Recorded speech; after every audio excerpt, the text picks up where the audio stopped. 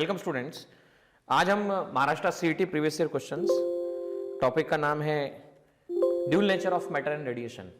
इसके सारे problems discuss करेंगे और समझेंगे किस तरह से क्वेश्चन पूछे जाते हैं। देखिए इसका 1999 में आया question, the e by m value of the electron is given as. देखिए यहां पर ई का मतलब क्या होता है? ई का मतलब होता है चार्ज ऑफ इलेक्ट्रॉन, जो है 1.6 10 to the power -19 कूलम, और एम का मतलब है मास ऑफ इलेक्ट्रॉन, और मास ऑफ इलेक्ट्रॉन की वैल्यू होती है 9.1 10 to the power -31 kg। जब आप इन दोनों वैल्यू को पुटअप करते हैं तो आपको दोनों वैल्यू को पुटअप करने के बाद जो वैल्यू मिलती है वो मिलती है 1.76 10 to the power 11 coulomb per kg। Second question में क्या कहा गया है, चेक कीजिएगा। In X-ray tube the electrons bombarding the anode produces an X-rays of wavelength 1 angstrom. The energy of electron when hit the anode is given by. देखिए आप और हम जानते हैं कि एक्सरेज इलेक्ट्रोमैग्नेटिक स्पेक्ट्रम का पार्ट होता है, और इलेक्ट्रोमैग्नेटिक स्पेक्ट्रम में कौन कौन से वेव्स आते हैं? तो इलेक्ट्रोमैग्नेटिक स्पेक्ट्रम में gamma, X, ultraviolet, VIBGYOR, infrared, microwave, radio wave, और इन सब एक्सरेज या इन सब इलेक्ट्रोमैग्नेटिक रेडिएशन के लिए एनर्जी का एक्सप्रेशन फोटोन थ्योरी के द्वारा दिया जा सकता है, and that energy is given as E equal to hc by lambda. तो चलिए बोर्ड पे समझते हैं कि इस एनर्जी को कैसे निकाला जाए। देखिए स्टूडेंट्स, यहां पर 1 एंगस्ट्रॉम का वेवलेंथ कहा गया है जो एक्सरेज प्रोड्यूस हुआ है उसका। तो 1 एंगस्ट्रॉम का वेवलेंथ एक्सरे एक फोटोन, ये कह सकते हैं हम फोटोन थ्योरी के हिसाब से इसे बताया जा सकता है hc by lambda. Lambda can be return, या एनर्जी हमें निकालना है, हमें बाकी किन्हीं चीजों से मतलब नहीं है। वहां पर जूल में एनर्जी दी है चारों ऑप्शन में, इसलिए मैं जूल में ले रहा हूं। अदरवाइज हम इसे इलेक्ट्रॉन वोल्ट में भी सॉल्व कर सकते थे। 6.6 10 to the power -34, 3 × 10 to the power 8 metre पर सेकंड। 1 एंगस्ट्रॉम है तो 10 to the power -10। आप इसे लिख सकते हैं 19.8 × 10 to the power -34, 10 to the power +10 और 10 to the power +8 जूल। अब आप 34 में से 18 को सब्सट्रैक्ट करेंगे, ठीक है ना, तो बेस सेम है, पावर ऐड हो जाएगा। तो आप चेक कर सकते हैं यहां पर जो आंसर आएगा जूल में आएगा। 16 यहां पर 19.8 × 10 to the power -16 जूल, जो कि चार ऑप्शन में से एक ऑप्शन आपको मिलेगा। -16 19.8 मतलब ए ऑप्शन आपको मिलने वाला है। So you can see this is the a option is correct. देखिए क्वेश्चन में क्या कहा गया है, the number of electron emitted by surface expose to light is directly proportional to. बच्चों नंबर ऑफ इलेक्ट्रॉन का सीधा संबंध इंटेंसिटी से होता है। अगर जब भी ये कहा जाए कि नंबर ऑफ इलेक्ट्रॉन इंक्रीज हो रहे हैं या नंबर ऑफ फोटोन इंक्रीज हो रहे हैं, तो उसका सीधा संबंध इंटेंसिटी से होता है। तो इंटेंसिटी यहां पर राइट आंसर होगा।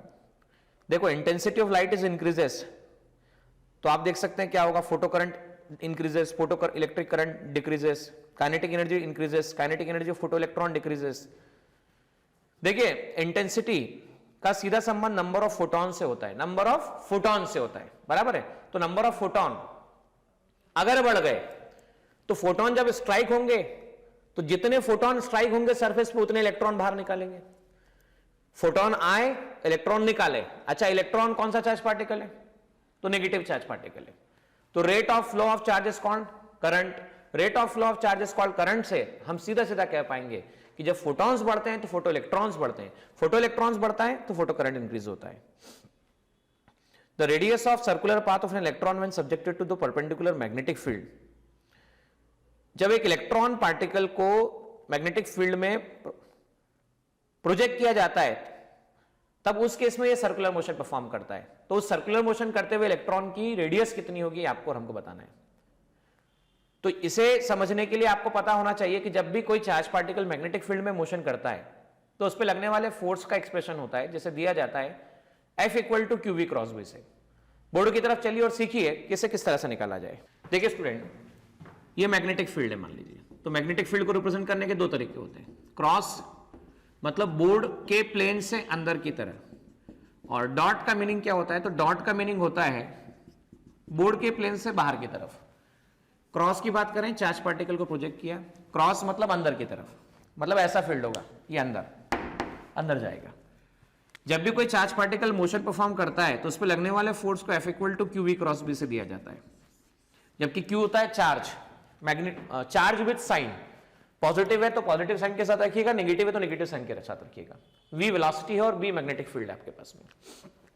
अब देखिए फोर्स की डायरेक्शन जब भी निकालनी हो चार्ज पार्टिकल पर, तो जिस डायरेक्शन में चार्ज पार्टिकल की वेलोसिटी होती है उस डायरेक्शन में अपने फिंगर्स को ले जाइए। मैग्नेटिक फील्ड जिस डायरेक्शन में, उस डायरेक्शन में फिंगर को ले जाइए। थंब जो होता है उस डायरेक्शन में पॉइंट कीजिए जिस डायरेक्शन में वेलोसिटी है, तो जो पाम होगा वो लगने वाले फोर्स की डायरेक्शन बताएगा।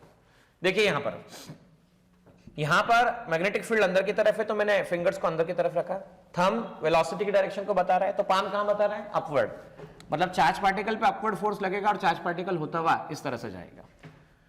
क्योंकि हम जानते हैं कि जब भी कोई पार्टिकल मोशन परफॉर्म करता है तो फोर्स और वेलोसिटी जब भी परपेंडिकुलर हो तो ऐसी मोशन को सर्कुलर मोशन कहा जाता है।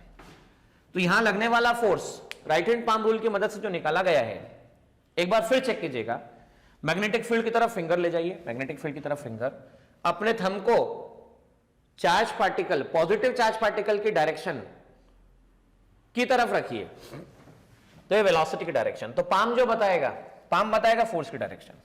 तो फोर्स लगा अपवर्ड, बराबर है, वेलोसिटी है राइट साइड, फोर्स है अपवर्ड, वेलोसिटी है राइट साइड, दोनों के बीच का एंगल है 90 डिग्री। और जब भी फोर्स और वेलोसिटी परपेंडिकुलर होते हैं तो ऐसी मोशन को सर्कुलर मोशन कहा जाता है।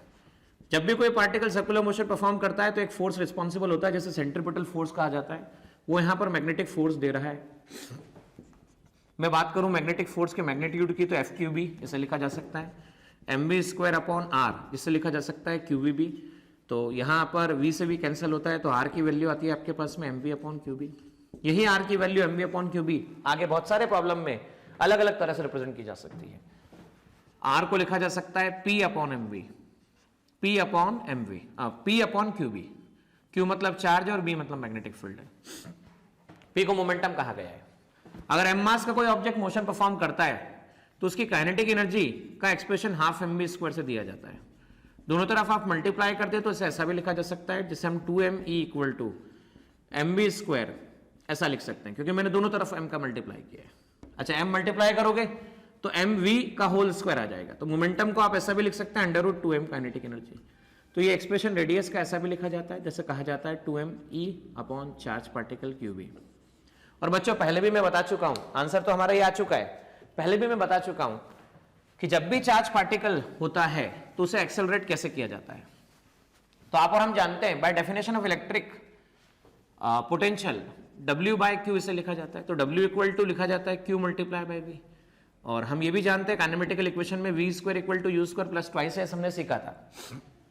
हम अगर m से मल्टीप्लाई कर दें तो दोनों तरफ m से मल्टीप्लाई करने पर MAS divide by 2 divide by 2 और divide by 2, half M B square, v final velocity, final kinetic energy, u initial velocity, initial kinetic energy, 2 से 2 cancel, mass into acceleration force, और फोर्स इनटू डिस्प्लेसमेंट होता है work. So change in kinetic energy equal to work done ऐसा लिखा जा सकता है। और मान लो शुरुआत में पार्टिकल रेस्ट पर हो, शुरुआत में पार्टिकल किस पर हो, रेस्ट पर हो, तो इनिशियली 0 हो जाएगा, तो half M B square equal to W आता है। और उसी W को आप यहां से क्या लिख सकते हैं, Q मल्टीप्लाई बाय V लिख सकते हैं। तो यहां पर कभी कभी वेलोसिटी भी पूछ लेता है आप लोगों से, तो वेलोसिटी जब पूछेगा तो क्या करना है आप लोगों को, मैं वेलोसिटी पूछा तो आप क्या करेंगे, half M B square equal to Q multiply by capital V। तो वेलोसिटी को लिख पाएंगे 2Q capital V upon small m, है ना। तो वेलोसिटी आ गया, वेलोसिटी इससे आप लिख पाएंगे अंडर रूट 2, Q को लिखेंगे आप चार्ज और V को लिखेंगे पोटेंशियल डिफरेंस। कौन सा डिफरेंस, पोटेंशियल डिफरेंस, और m को लिखेंगे मास ऑफ पार्टिकल। तो आगे चल के ये भी आप यूज करने वाले हैं, इसलिए मैंने आपको यहां पर अभी डिस्कस किया। This will be given as velocity of the particle. देखिए स्टूडेंट्स, यहां पर 2001 में आया हुआ एक question, a charge particle is projected in a chamber with velocity v, ठीक है, इट मूव अनडिफ्लेक्टेड। यहां पर एक वर्ड समझना जरूरी है कि जब भी अनडिफ्लेक्टेड कहा जाता है तो वहां पर इसका मीनिंग होता है कि चार्ज पार्टिकल पर कोई फोर्स एक्ट नहीं हो रहा है, नेट फोर्स। अनडिफ्लेक्टेड पास होने का मतलब वेलोसिटी कांस्टेंट है, और कांस्टेंट वेलोसिटी का मीनिंग होता है एक्सेलरेशन 0 है। What can be definitely said about the field, भाई देखिए चार्ज पार्टिकल को प्रोजेक्ट किया जाए और अगर केवल इलेक्ट्रिक फील्ड प्रेजेंट हो, केवल इलेक्ट्रिक फील्ड, तो केवल इलेक्ट्रिक फील्ड प्रेजेंट होने पर पार्टिकल भले रेस्ट पर रहे या मोशन पर रहे, इलेक्ट्रिक फोर्स एक्सर्ट होता ही होता है, क्योंकि इलेक्ट्रिक फोर्स वेलोसिटी पर डिपेंड नहीं करता। तो यहां पर ए ऑप्शन करेक्ट नहीं हो सकता, बराबर। अब हमारे पास दो ऑप्शन है, only b present and only both e and b both will be present. देखिए यहां पर एक और बात सोचने वाली है कि मैग्नेटिक फील्ड वेलोसिटी पर डिपेंड करता है, और जब पार्टिकल इलेक्ट्रिक और मैग्नेटिक फील्ड दोनों में मोशन करता है तो दोनों के कारण लगने वाले फोर्स को लॉरेंज फोर्स कहा जाता है। तो चलिए बोर्ड की तरफ और समझिए कि कौन सी पॉसिबिलिटी यहां पे क्रिएट हो सकती है। देखिए स्टूडेंट, मैं इस क्वेश्चन के बारे में आपसे चर्चा कर रहा था और मैंने अभी कहा था आप लोगों से कि हम सब बोर्ड पे चल के सीखते हैं, पर पीपीटी के माध्यम से थोड़ा सा बताना चाहूंगा, उसके बाद हम लोग बोर्ड पे चल के सारे क्वेश्चंस पे वर्कआउट करेंगे। अभी मेरा आपसे बताना था कि जब भी कोई चार्ज पार्टिकल, कौन सा charge particle, charge particle Q अगर मैग्नेटिक फील्ड में मोशन करता है, मैग्नेटिक फील्ड में मोशन करता है जिसका मास m हो, चार्ज q हो और वेलोसिटी v हो, तो अगर मैग्नेटिक फील्ड क्रॉस मतलब इनवर्ड है, अंदर की तरफ है, तो उस पर लगने वाले फोर्स को हम बताते हैं F = QV क्रॉस B से। क्रॉस प्रोडक्ट को हटाया जाए तो QV sin थीटा होता है, और यहां पे थीटा किसके बीच का एंगल होता है, तो थीटा वेलोसिटी और मैग्नेटिक फील्ड के बीच का एंगल थीटा होता है। अब देखिए थीटा की वैल्यू अगर आप 0 रख दें, थीटा की वैल्यू अगर आप 0 रख दें तो हमें पता है थीटा की वैल्यू 0 रखने पर साइन 0 की वैल्यू 0 होती है, साइन 0 0 होती है, इसलिए 4 0 होता है। मतलब अगर चार्ज पार्टिकल को मैग्नेटिक फील्ड के डायरेक्शन में प्रोजेक्ट किया जाए, मूव भी करे तो फोर्स नहीं लगता। एक चार्ज अगर 0 हो जाए, मतलब कोई न्यूट्रल पार्टिकल प्रोजेक्ट किया जाए, तब भी लगने वाला फोर्स 0 होता है। पार्टिकल रेस्ट पर हो, वेलोसिटी 0 हो जाए, तब भी फोर्स 0 होता है। और चार्ज पार्टिकल के लिए थीटा 180 हो, मतलब कैसे, मान लो मैग्नेटिक फील्ड अपवर्ड है और वेलोसिटी डाउनवर्ड है, पार्टिकल मैग्नेटिक फील्ड अपवर्ड है, वेलोसिटी डाउनवर्ड है, तो field upward velocity downward angle 180, तब भी उस पर कोई फोर्स नहीं लगता। मतलब चार्ज पार्टिकल को अगर in the direction of field, in the direction of field बराबर या opposite direction of field project किया जाए, तब वो अनडिफ्लेक्टेड पास हो सकता है, ठीक है ना। तो अब उसी बेसिस पर देखिए यहां पर एक बात समझिए, अभी इस क्वेश्चन में क्या कहा गया था, ओनली ई प्रेजेंट वाला पार्ट तो हम लोग कह सकते हैं कि वो हो नहीं सकता, क्योंकि चाहे वो रेस्ट पर हो या मोशन पे हो, वेलोसिटी इंक्रीज होगी एक्सेलरेट होगा। ओनली बी की बात भी करें तो ओनली बी में हम क्यों नहीं कह सकते ओनली बी में, क्योंकि केवल मैग्नेटिक फील्ड में दो ही ऐसे केस होते हैं, देयर आर ओनली 2 केसेस, क्या, जिसमें अनडिफ्लेक्टेड पास हो सकता है, बराबर है, अनडिफ्लेक्टेड पास हो सकता है। लेकिन साथ ही साथ ये इलेक्ट्रिक और मैग्नेटिक फील्ड जब दोनों लगते हैं तब भी ये पॉसिबिलिटी बनती है। तो ओनली वर्ड यूज नहीं कर सकते हम, ओनली मतलब इसी में होता है, मतलब इस वाले केस में नहीं होता है, जबकि ऐसा ओनली कह देने का मतलब होगा कि ये केस गलत हो जाएगा। नहीं, ऐसा नहीं है, ऐसा भी होता है कि जब इलेक्ट्रिक और मैग्नेटिक फील्ड प्रेजेंट हो, तब दोनों के प्रेजेंट होने पर भी लगने वाले फोर्सेस के कारण एक्सेलरेशन 0 आ सकता है। देखिए कैसे, जब charge particle simultaneously electric field और मैग्नेटिक फील्ड दोनों में मोशन करता है, तो चार्ज पार्टिकल एक फोर्स एक्सपीरियंस करता है जो इलेक्ट्रिक फील्ड के कारण भी होता है, जिसे हम Fe = QE मतलब इलेक्ट्रिक फोर्स कहते हैं, और मैग्नेटिक फोर्स के कारण भी होता है, जिसे Fm = QV क्रॉस भी कहा जाता है। तो चार्ज पार्टिकल पे लगने वाला नेट फोर्स दिया जाता है QE + V क्रॉस B, ठीक है। अब क्या होता है, इन दोनों के कॉम्बिनेशन ऐसे आ सकते हैं जिससे कि नेट आंसर 0 आ जाए, जिसमें से एक कॉम्बिनेशन आपके सामने ये रहा। इस कॉम्बिनेशन में जब इलेक्ट्रिक फील्ड, वेलोसिटी और मैग्नेटिक फील्ड तीनों आपस में परपेंडिकुलर हो, इस कॉम्बिनेशन में इलेक्ट्रिक फील्ड, मैग्नेटिक फील्ड और वेलोसिटी तीनों आपस में परपेंडिकुलर, तो एक सिचुएशन ऐसी आ सकती है कि इलेक्ट्रिक और मैग्नेटिक फील्ड के कारण लगने वाला फोर्स, दोनों फोर्स का मैग्नीट्यूड सेम और डायरेक्शन अपोजिट हो, मतलब एक्सेलरेशन 0 हो, तब उस केस में पार्टिकल विदाउट डिविएशन पास होता है, उस केस में पार्टिकल विदाउट डिविएशन पास होता है, और नेट वेलोसिटी कांस्टेंट होती है, एक्सेलरेशन 0 होता है पार्टिकल के लिए। इलेक्ट्रिक फील्ड और मैग्नेटिक फील्ड के फोर्सेस का मैग्नीट्यूड सेम आएगा लेकिन डायरेक्शन अपोजिट आएगी। तो इस कारण से हम कह सकते हैं कि यहां पर ओनली के ना कहते हुए appropriate answer both e and be present हो सकता है। आइएगा अब हम बात करते हैं थोड़ा सा इस बारे में, वापस से उसी टॉपिक के बारे में डिस्कस कर रहे हैं हम लोग। देखिए क्या लिखा हुआ है, the speed of an electron passing undeviated through a region of the cross electric and magnetic field of uniform 4 magnitude 4 into 10 to the power 5 volt पर metre and 0.02 weber per metre square respectively in metre पर second. तो आपको यह बताना है, ये सब कुछ देने के बाद में वेलोसिटी स्पीड की वैल्यू क्या होगी जिस स्पीड से वो पास हो रहा है। तो चलिए बोर्ड की तरफ और देखते हैं इसका आंसर किस तरह से निकाला जाए। देखिए स्टूडेंट, यहां पर कहा गया है कि चार्ज पार्टिकल इलेक्ट्रिक फील्ड और मैग्नेटिक फील्ड से मोशन परफॉर्म कर रहा था। मतलब चार्ज पार्टिकल पे दो तरह के फोर्स लग रहे हैं, एक इलेक्ट्रिक फोर्स लग रहा है और एक मैग्नेटिक फोर्स लग रहा है। और चार्ज पार्टिकल किस तरह से मोशन परफॉर्म कर रहा है, तो चार्ज पार्टिकल कांस्टेंट वेलोसिटी से मोशन परफॉर्म कर रहा है। और जब भी वेलोसिटी कांस्टेंट होती है तो कांस्टेंट का डिफरेंशिएशन कर दीजिए, एक्सेलरेशन 0 आता है। एक्सेलरेशन 0 आया, force equal to mass into acceleration. Net force 0 होने पर एक्सेलरेशन की वैल्यू आपके पास में 0 होती है। अब एक्सेलरेशन 0 हुआ तो नेट फोर्स 0 हम कह सकते हैं, कांस्टेंट वेलोसिटी से मोशन कर रहा है, तो आप इसे ऐसा कह सकते हैं QE plus QVB sine theta. अब यहां पर ये 0 हो गया तो आप कह सकते हैं E equal to minus VB sine theta. और अगर ऐसा कह दिया जाए कि इलेक्ट्रिक फील्ड, मैग्नेटिक फील्ड और वेलोसिटी परपेंडिकुलर है आपस में, तो थीटा 90 डिग्री, थीटा 90 डिग्री, तो E equal to minus VB sine 90। Sine 90 plus 1 होता है तो हम लिख सकते हैं E equal to minus VB। तो केवल अगर स्पीड निकालना हो तो आप इसे E बाई बी के रेशो से निकाल सकते हैं। अब वहां पर E की वैल्यू थी 4 into 10 to the power 5, 4 into 10 to the power 5 volt पर मीटर, और B की वैल्यू 0.02।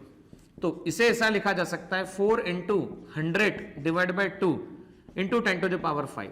तो 2 into 10 to the power 7 metre पर सेकंड की स्पीड से पार्टिकल जा रहा होगा, तब ये अनडिविएटेड पास होगा फॉर गिवन कंडीशन। देखिए बच्चों, महाराष्ट्र सीईटी 2007 में आया हुआ एक क्वेश्चन। इस क्वेश्चन में देखिए क्या बोला गया है कि electron is fired through a region of cross electric and magnetic field of 0.05 tesla, और 2 मिलीमीटर के डिस्टेंस पर इलेक्ट्रॉन का पोटेंशियल डिफरेंस जो है, जितना पोटेंशियल डिफरेंस है वो एक्सेलरेट किया जाएगा या मोशन करेगा, जिससे वेलोसिटी एक्वायर करेगा, 125 वोल्ट है। आपको स्पीड ऑफ इलेक्ट्रॉन निकालना है। लेकिन यहां पर एक बात क्लियरली मेंशन नहीं है, क्लियरली मेंशन होना चाहिए था कि इलेक्ट्रॉन कांस्टेंट वेलोसिटी से मोशन कर रहा है, और इलेक्ट्रॉन कांस्टेंट वेलोसिटी से मोशन कर रहा है मतलब नेट फोर्स 0 लग रहा है, तभी जाके प्रॉब्लम को सॉल्व किया जा सकता है। तो यहां पर हमें एक अजम्पशन लेना पड़ेगा कि वेलोसिटी कांस्टेंट है, इसलिए एक्सेलरेशन 0 है, इसलिए लगने वाला नेट फोर्स 0 है। तो चलिए बोर्ड की तरफ सीखते हैं इस बात। देखिए स्टूडेंट, यहां पर इलेक्ट्रिक फोर्स, लॉरेंज फोर्स की हम बात करें, इलेक्ट्रिक फोर्स मतलब होता है Q मल्टीप्लाई बाई E, और माइनस लिया जाएगा charge, minus EVB sign theta, और थीटा 90 डिग्री क्यों बोला गया है, क्रॉस मैग्नेटिक फील्ड बोला गया है। और यहां पर net acceleration minus E common निकल लिया जाए तो ये आ जाएगा EVB साइन, अब 90 डिग्री पुटअप करूंगा मैं। इलेक्ट्रॉन अनडिविएटेड पास हुआ है, कांस्टेंट वेलोसिटी से पास हुआ है, तो एक्सेलरेशन जो इलेक्ट्रॉन के लिए निकाला जाएगा वो एक्सेलरेशन कांस्टेंट होने के कारण 0 आएगा, जिसे मैं ए कह रहा हूं 0। ये 0 हुआ तो माइनस EVB, ठीक है ना स्टूडेंट, साइन 91 होता है। तो मैग्नीट्यूड के टर्म में ऐसा लिखा जा सकता है कि speed of electron will become E by B, speed of electron will become E by B. अब लेकिन यहां पर E मतलब इलेक्ट्रिक फील्ड गिवन नहीं है, मैग्नेटिक फील्ड गिवन है 0.05, पर इलेक्ट्रिक फील्ड गिवन नहीं। और इलेक्ट्रिक फील्ड के लिए यहां पर हम ये रिलेशन इलेक्ट्रोस्टैटिक चैप्टर में सीख चुके हैं, V that is equal to E multiply by D। V मतलब होता है पोटेंशियल डिफरेंस, E मतलब होता है इलेक्ट्रिक फील्ड। E मतलब कौन सा फील्ड होता है, इलेक्ट्रिक फील्ड। और इलेक्ट्रिक फील्ड के बाद D मतलब होता है सेपरेशन। D का मीनिंग क्या होता है स्टूडेंट, सेपरेशन होता है। तो सेपरेशन यहां पर बताया जा सकता है। पोटेंशियल डिफरेंस की वैल्यू कितनी है, तो पोटेंशियल डिफरेंस है 125 वोल्ट, और इलेक्ट्रिक फील्ड निकालना है 2 मिलीमीटर है, मिलीमीटर मतलब -3, तो ये आ जाता है आपके पास में 125 divide by 2 into 10 to the power +3 equal to E का वैल्यू आ चुका है। अब E आ गया, डिवाइड बाय B कर दिया जाए। अब डिवाइड बाय B करेंगे तो क्या आ जाएगा, 0.05। तो हम इसे ऐसा लिख सकते हैं E डिवाइड बाय B, ठीक है ना। तो मैं यहां पे लिख रहा हूं, लिख सकते हैं आप student, velocity that is equal to E की वैल्यू रख दी 125 into 10 to the power 3 divide by 2, और मैग्नेटिक फील्ड की वैल्यू रख दी 0.05 डिवाइड बाय 1। तो velocity 125 divide by 2 into 100 divide by 5 into 10 to the power 3, इसे आप लिख सकते हैं 5 2 जा 10 0, तो तो 125 मल्टीप्लाई बाय 250, यहाँ पे ऐसा भी लिखा जा सकता है कुल मिला के 125 divide by 2 into 10 to the power 4, इससे कैंसिलेशन होता है। तो वेलोसिटी की वैल्यू आती है 1250 और 10 टू द पावर 3 मीटर पर सेकंड। मीटर पर सेकंड को किलोमीटर पर सेकंड लिखा जा सकता है, तो 1250 किलोमीटर पर सेकंड, इसे ऐसा लिखा जा सकता है। तो हमारा आंसर यहाँ पर 1250 किलोमीटर पर सेकंड, मतलब बी ऑप्शन करेक्ट आंसर। देखिए स्टूडेंट्स, यहाँ पर 2001 में आया एक question, an electron moving in at the speed of 10 to the power 7 metre पर second enters a magnetic field of induction 0.1 Tesla, right angle to the velocity of electron, then the radius of circular path followed by electron is given by। इससे पहले भी आप और हम ये इस तरह का क्वेश्चन कर चुके हैं, फिर भी मैं आप लोगों को एक बार रिकॉल करवाना चाहूंगा कि जब भी कोई चार्ज पार्टिकल मैग्नेटिक फील्ड से परपेंडिकुलर प्रोजेक्ट किया जाता है, तब उस केस में मैक्सिमम फोर्स लगने वाला क्यूबी होता है। और ऐसा मैं कह चुका हूं कि लगने वाला फोर्स जैसे कि आप देख सकते हैं, ये जो फोर्स लग रहा है टुवर्ड्स द सेंटर लग रहा है, ठीक है ना, और वेलोसिटी अगर परपेंडिकुलर होते हैं 90 डिग्री पर होते हैं तो सर्कुलर मोशन होता है, और जब भी सर्कुलर मोशन होता है तो required force centripetal force provide करता है। तो required centripetal force Q B equal to M B square upon R से जब सॉल्व करते हैं तो रेडियस आता है एमबी अपॉन क्यूबी। तो यहां पर देखिए इस क्वेश्चन में R equal to M B upon Q B, यहां चेक कीजिएगा, यहां पर R equal to M B upon QB में v स्पीड अवेलेबल है। चार्ज इलेक्ट्रॉन बोला है तो इलेक्ट्रॉन का चार्ज 1.6 10 टू द पावर -19 होता है। मैग्नेटिक फील्ड बोला है, एमबी अपॉन क्यूबी मास होता है इलेक्ट्रॉन का 9.1 10 टू द पावर -31। इसको जब आप सॉल्व करेंगे तो आंसर 0.57 मिलीमीटर मिलने वाला है, ये बात ध्यान रखिएगा स्टूडेंट्स। अब यहां पर ये बात 2004 में क्वेश्चन पूछा गया था, an electron experience a force equal to its weight when the place in electric field the intensity of electric field is given by, मतलब ये equilibrium of electron electric field है। चलिएगा बोर्ड पर देखते हैं किस तरह से सॉल्व किया जाए। देखिए 2004 का ये क्वेश्चन जो है भाई, एम मास का इलेक्ट्रॉन अगर मान लीजिए सेपरेटली यहां पे रख दिया जाता है तो हम जानते हैं ग्रेविटेशनल पुल के कारण एमजी फोर्स डाउनवर्ड लगता है। अब इलेक्ट्रॉन उसने कहा है, पहले ही कहा है कि इलेक्ट्रिक फील्ड ऐसा लगाया गया है, जिससे कि ये इक्विलिब्रियम कंडीशन में है। देखिए मैं पहले सिखा चुका हूं कि electric force is given as force experience by 2 unit test charge, तो फोर्स इक्वल टू लिखा जाता है Q मल्टीप्लाई बाय चार्ज। एक एग्जांपल के माध्यम से समझाता हूं। मान लीजिए आपके पास में इलेक्ट्रिक फील्ड है जिसकी वैल्यू 10 न्यूटन पर कूलम है, जिसमें आपने इलेक्ट्रॉन को और प्रोटॉन दोनों को रख दिया है, बराबर। तो इलेक्ट्रॉन का चार्ज आप और हम जानते हैं, ये समझा रहा हूं, उसके बाद इस क्वेश्चन पे आऊंगा मैं। इलेक्ट्रॉन का चार्ज आप और हम जानते हैं -1.6 10 टू द पावर -19 कूलम होता है, और प्रोटॉन का चार्ज आप और हम जानते हैं +1.6 10 टू द पावर -19 कूलम होता है।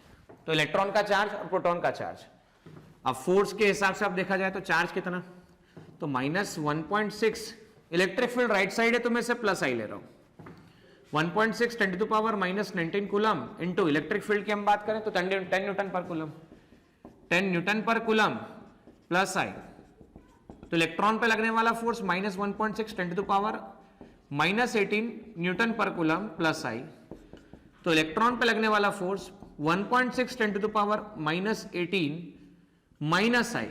मतलब क्या हुआ स्टूडेंट, समझना ध्यान से, इलेक्ट्रिक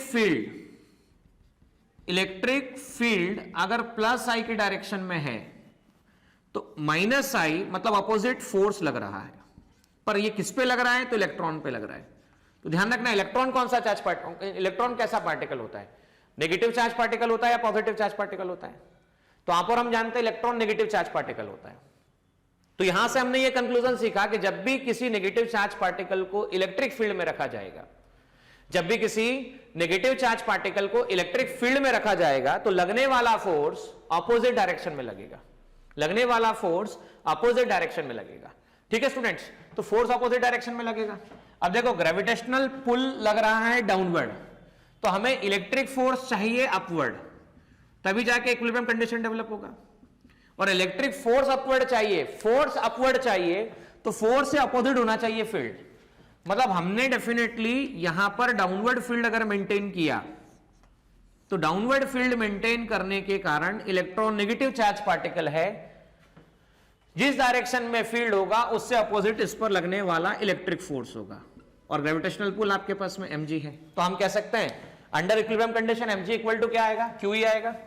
तो under equilibrium condition net force should be 0, तो जितना अपवर्ड फोर्स होगा उतना ही डाउनवर्ड फोर्स होना चाहिए।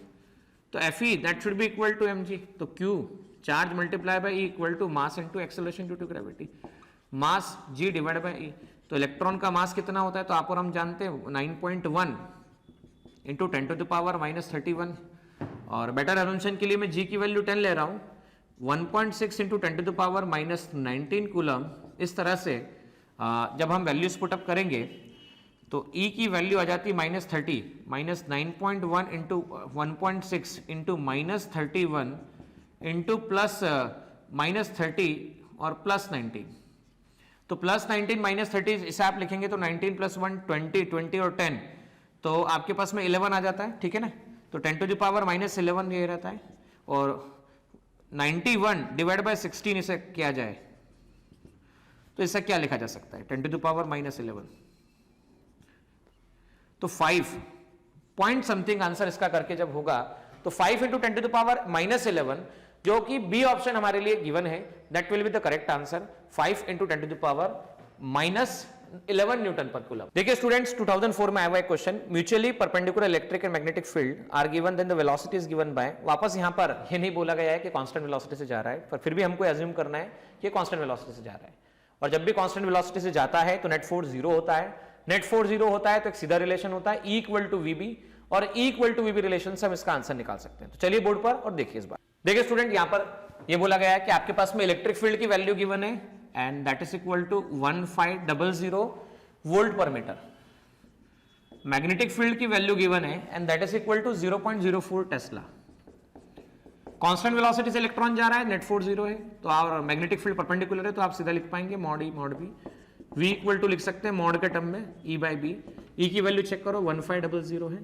और B की वैल्यू 0.04 है, 1500 into 100 divide bye 4, 100 divide bye 4, ठीक है ना, तो आप 15/4 इंटू 10 टू द पावर 4, तो आप इसे लिख सकते हैं, ठीक है, 3.75 10 टू द पावर 4 मीटर पर सेकंड, जिससे आप लिख सकते हैं 37.5 किलोमीटर पर सेकंड। तो जो भी ऑप्शन हो देख सकते हैं हम इसे 3.75 10 टू द पावर 4 मीटर पर सेकंड, हमारे पास में सी ऑप्शन करेक्ट। देखिए स्टूडेंट्स, यहां पर 2004 में आया हुआ क्वेश्चन, इसी टॉपिक से कंसर्न टॉपिक सारे क्वेश्चन मैंने एक साथ लिए हैं। तो electron moves in uniform magnetic field perpendicular to direction, the magnitude of magnetic field is given 35.21 10 to the power -6 tesla, calculate the time it will perform the 1 revolution, time आपको निकालना है, टाइम पीरियड की value निकालनी, जबकि E bye M की ratio आपको दे रखा है 1.76 10 टू द पावर 11। चलिए बोर्ड पर समझते हैं इस क्वेश्चन को कैसे किया जाए। देखो हम ये देख चुके हैं कि जब भी चार्ज पार्टिकल को परपेंडिकुलर मैग्नेटिक फील्ड में प्रोजेक्ट किया जाता है, जैसे कि ये रहा पार्टिकल, ठीक है, तो लगने वाले फोर्स का formula Q V cross B होता है।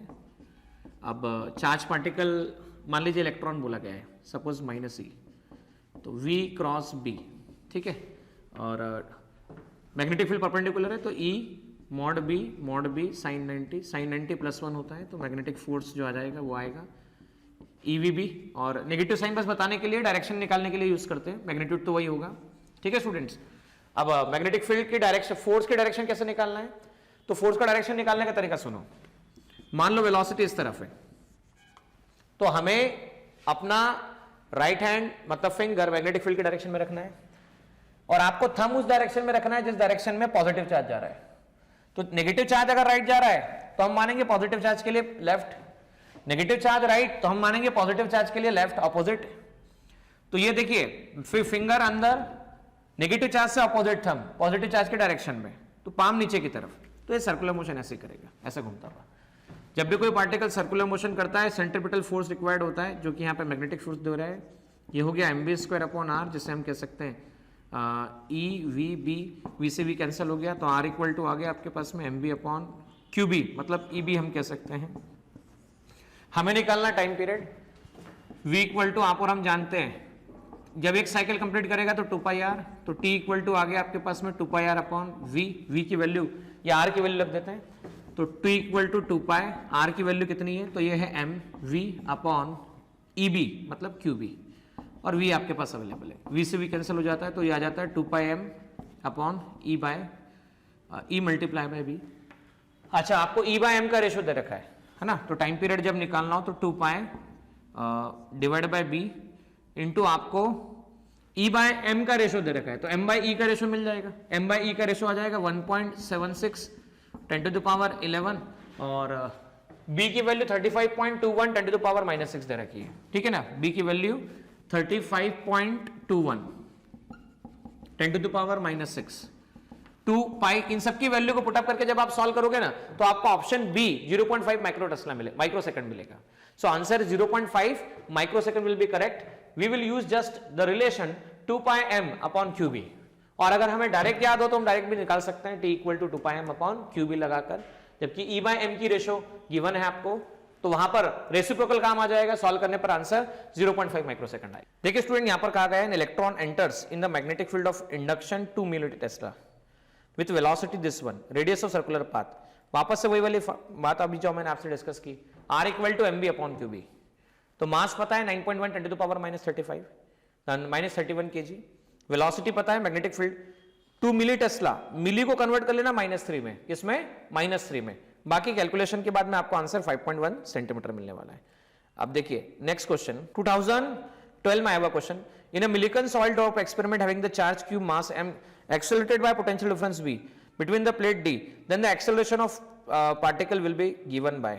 तो हमें पार्टिकल का एक्सेलरेशन बताना है। जब भी हम चार्ज पार्टिकल को एक्सेलरेट करते हैं पोटेंशियल डिफरेंस v से, तो यहां पर आप देख सकते हैं पोटेंशियल डिफरेंस v से एक्सेलरेट करने पर वर्क एनर्जी थ्योरम अप्लाई करके हम वेलोसिटी की वैल्यू निकाल सकते हैं। तो चलिए बोर्ड पर और समझते हैं इस क्वेश्चन को। देखिए स्टूडेंट्स, जब एक्सेलरेशन निकालना हो तो by Newton second law force equal to mass into acceleration, तो F इक्वल टू आ जाता है आपके पास में F अपॉन m। अब F क्या है, अब F क्या है तो हमें F के बारे में बताना है कि जब हम पोटेंशियल डिफरेंस अप्लाई कर रहे हैं और एक्सेलरेट कर रहे हैं, बराबर है, तो हमें ये पता है कि हम इलेक्ट्रॉन को जब एक्सेलरेट कर रहे हैं तो डेफिनेटली इलेक्ट्रिक फील्ड में एक्सेलरेट कर रहे हैं। तो यहां पर चार्ज ऑफ इलेक्ट्रॉन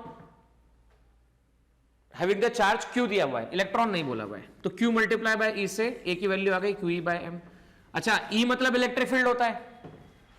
आपको ये बात पता है, पहले भी मैं डिस्कस कर चुका हूं कि मान लीजिए एक प्लेट पर पॉजिटिव चार्ज और दूसरी प्लेट पर नेगेटिव चार्ज, तो पॉजिटिव प्लेट का potential V positive, negative plate का पोटेंशियल V नेगेटिव। या मैं कह देता हूं A और B है, तो इससे मैं कह देता हूं VA और ये कह देता हूं VB। तो भाई A पॉजिटिव है, B नेगेटिव है, तो A का पोटेंशियल हायर होगा और B का पोटेंशियल आपके पास में लोअर होगा।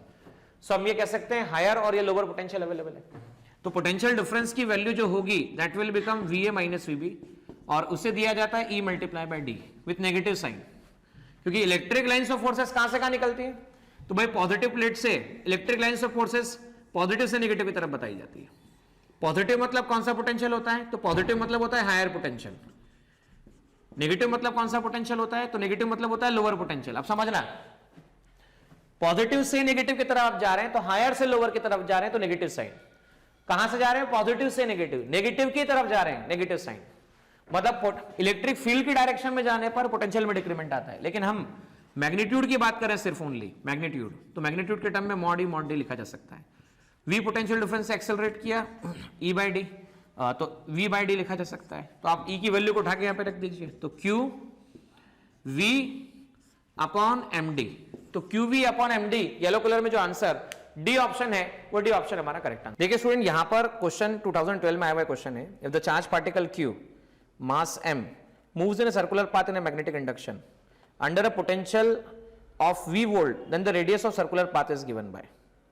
तो आपको सर्कुलर पाथ की रेडियस बतानी है। तो मैं ये आपको स्टार्टिंग में देखो, मैंने ये वाला क्वेश्चन जब डिस्कस किया था, मैं आपको याद भी दिला देता हूं। ये सब सारे क्वेश्चन डिस्कस कर रहे थे, उससे पहले हम लोगों ने क्वेश्चन स्टार्ट किया था। ये वाला क्वेश्चन देखिए, इस वाले क्वेश्चन में मैंने 2000 में जो आया हुआ क्वेश्चन है उस समय बोर्ड पे बात डिस्कस की है कि किस तरह से निकाला जाता है। और ये आप यहां से भी देख सकते हैं कि रेडियस को मैंने बताया था mb upon Q B, m को मैंने लिखा था मोमेंटम, इसे लिखा था काइनेटिक एनर्जी 2m के, और इसे qv के टर्म में एक्सप्रेस किया गया था। ठीक है, फिर भी मैं एक बार आपके सामने बोर्ड पर चर्चा कर दे रहा हूं इस बात की, ताकि आपको ये बात रिकॉल फिर से हो जाए कि ये प्रॉब्लम किस तरह से सॉल्व होगा। तो चलिए बोर्ड पे और सीखिए किस तरह से प्रॉब्लम सॉल्व होता है। देखिए स्टूडेंट्स, जब मैग्नेटिक फील्ड के अंदर चार्ज पार्टिकल प्रोजेक्ट किया गया था, ठीक है, एक लास्ट टाइम आपसे डिस्कस कर रहा हूं, फास्ट करूंगा, कर चुका हूं क्लास में कई बार। तो लगने वाला centripetal force magnetic force provide कर रहा है, जिसे M B square upon R कहा गया है, क्यू भी कहा गया है, इससे कैंसिल हुआ, R equal to M B upon Q B आया। अच्छा, R equal to M B upon Q B में एक बात थोड़ा सा बताइएगा मुझे, एम इंटू वी को कहते हैं momentum, Q multiply by B magnetic field, ठीक है। अब मोमेंटम और काइनेटिक एनर्जी में रिलेशन पहले भी बता चुका हूं कि भाई कई एम मास का कोई ऑब्जेक्ट वी स्पीड से जब मोशन कर रहा हो, एम मास का कोई ऑब्जेक्ट वी स्पीड से जब मोशन कर रहा हो, तो इसकी काइनेटिक एनर्जी का फॉर्मूला दिया जाता है half M V square 2e M V square, दोनों तरफ m से मल्टीप्लाई कर दो तो एम वी स्क्वायर का मल्टीप्लाई बाय m, तो हम जानते हैं 2me इंटू पी स्क्वायर हो जाएगा, क्योंकि मास इंटू वेलोसिटी मोमेंटम होता है, मोमेंटम आ गया आपके पास में 2me। अच्छा, e क्या होता है, तो e होता है एनर्जी, काइनेटिक एनर्जी। पार्टिकल दो तरह के होते हैं आपके पास में, पार्टिकल होते हैं दो तरह के, उनमें से पहला पार्टिकल जो होता है वो होता है चार्ज पार्टिकल, दूसरा पार्टिकल मान लीजिए अनचार्ज पार्टिकल।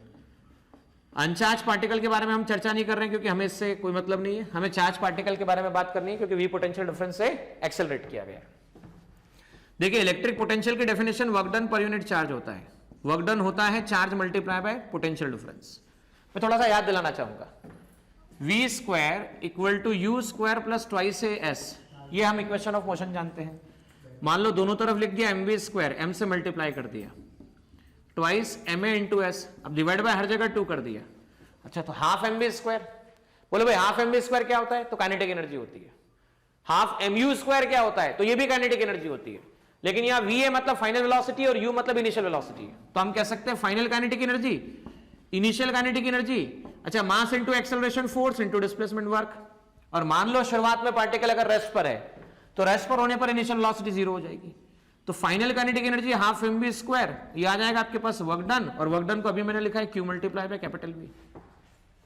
तो हम चाहे तो इस एनर्जी के एक्सप्रेशन को क्यू मल्टीप्लाई बाय वी भी लिख सकते हैं, ठीक है ना स्टूडेंट्स, क्योंकि capacity to do work is said to be energy. तो अगर आपने इसे ऐसा लिख दिया तो मोमेंटम का एक्सप्रेशन आ जाएगा ट्वाइस एम ई के प्लेस पर twice M Q into capital V.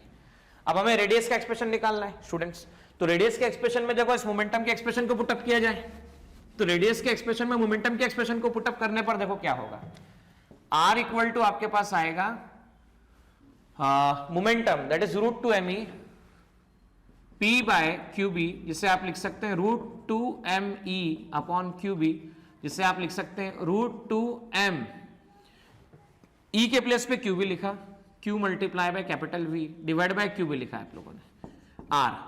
तो हमने क्या कर दिया, हमने ऐसा कर दिया 1 अपॉन बी यहां पे निकाल लीजिए, 2m capital we root Q अलग कर दिया, नीचे रूट क्यू और रूट क्यू, क्योंकि क्यू को रूट क्यू लिखा जा सकता है, इसको इससे कैंसिल कर दिया, R equal to 1 upon B under root 2m capital V upon Q, इसे ऐसा लिखा जा सकता है, ठीक है ना।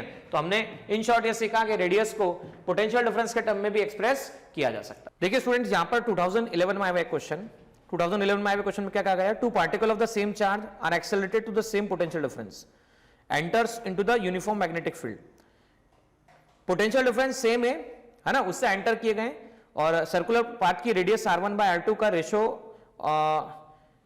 Moves in the circular path of the radii r1 and r2 and the ratio of their masses will be given by. तो देखो अभी क्वेश्चन आपके सामने मैंने बोर्ड पे डिस्कस किया, इसी क्वेश्चन का कांसेप्ट यहां पर यूटिलाइज हुआ है, और ये देखिए यूटिलाइज होकर क्या करेंगे, ये आपके सामने मैं भी लिख देता हूं, ये देखो ध्यान से, ये r, ठीक है, ये 1 upon B under root 2m Q. अब r1 r2 रेशो दे रखे, अब आपको रेडियस के रेशो ऑलरेडी दे रखे और मासेस के रेशो निकालने हैं, चार्ज पार्टिकल सेम बोले हैं, मैग्नेटिक फील्ड सेम है, पोटेंशियल डिफरेंस सेम है, तो क्या क्या सेम है देख लो आप, यहां पर सेम है, v की वैल्यू सेम है, उसके बाद क्या सेम है, q की वैल्यू सेम है, उसके बाद क्या सेम है, b की वैल्यू सेम है, तो r directly proportional to m हो गया, तो r directly proportional to m हो गया, मतलब r1 upon r2 equal to under root m1 upon m2, r1 upon r2 equal to under root m1 upon m2 square कर दो, तो m1 upon m2 that is equal to r1 square upon r2 square. तो यहां पर इसलिए answer directly भी आप टिक कर सकते हैं, answer will B D option, ये देख सकते हैं आप, ठीक है ना। तो r1 ratio of their masses r1 square r2 square आएगा यहां पर, तो रेशियो ऑफ मासेस इस तरह से निकाला जाएगा। आइएगा ये क्वेश्चन देखते हैं हम लोग, an electron is projected in uniform magnetic field of, magnetic field दे रखा है, सर्कल दे रखा है, लीनियर मोमेंटम निकालना है, मोमेंटम होता है मास इनटू वेलोसिटी। तो चलो देखते हैं किस तरह से निकाला जाए, बोर्ड पे आइए और सीखिए इस बार। देखिए स्टूडेंट, यहां पर क्वेश्चन में कहा गया है कि आपको मोमेंटम निकालना है। R equal to mv upon QB में P equal to QB R, ऐसा लिखना है। इलेक्ट्रॉन के लिए मोमेंटम निकालना है, मैग्नेटिक फील्ड की वैल्यू गिवन है, तो 1.6 10 to the power minus 19 coulomb. Magnetic field की वैल्यू देखो 3 into 10 to the power minus 3 है, -3 टेस्ला। और रेडियस कितना मिलीमीटर है, तो 4 मिलीमीटर है। मिलीमीटर का मीनिंग होता है, देखो R 4 मिलीमीटर, 1 मिलीमीटर होता है 4 into 10 to the power minus 3 metre.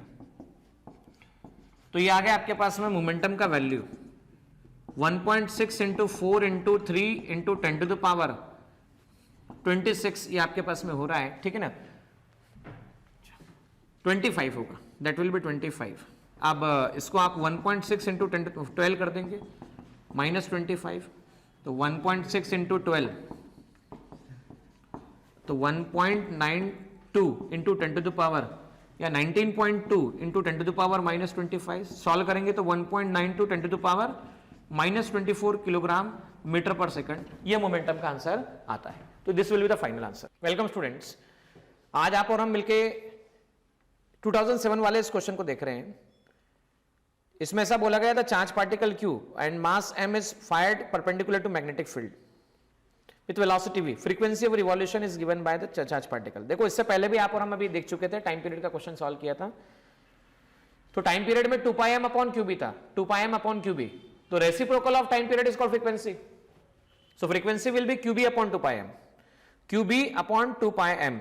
यहां पर पाई मिसिंग है, पाई डेफिनेटली होना चाहिए था, तो प्रिंटिंग में थोड़ी सी गड़बड़ होगी, कॉपी करते समय उनसे छूट गया होगा, तो वापस देख लीजिएगा। टाइम पीरियड निकाला था 2 pi m upon QB, frequency होगी आपके पास में क्यूबी अपॉन 2 पाई m। देखिए अब हम क्या करने वाले हैं, अब हम photon based previous year problem का डिस्कशन करने वाले हैं। फोटॉन्स की प्रॉपर्टीज पे बेस्ड कौन कौन से क्वेश्चन पूछे गए हैं अभी तक। फोटोन के बारे में पहले भी मैं डिस्कस कर चुका था, इन शॉर्ट बता देता हूं। फोटोन इलेक्ट्रोमैग्नेटिक रेडिएशन होता है, ठीक है। Photon quanta of energy, packets, energy packets, energy of photon बताई जाती है h nu, that is hc by lambda, जहां पर h Planck constant, c speed of light और लैम्डा वेवलेंथ होता है। Number of photon, momentum of photon h by lambda और e by c होता है। आप में से किसी बच्चे को लगे कैसे होता है, तो इससे पहले मैं वीडियो लेक्चर शूट कर चुका हूं, जिसमें थ्योरी लेक्चर में मैं डिटेल में बातें बता चुका हूं।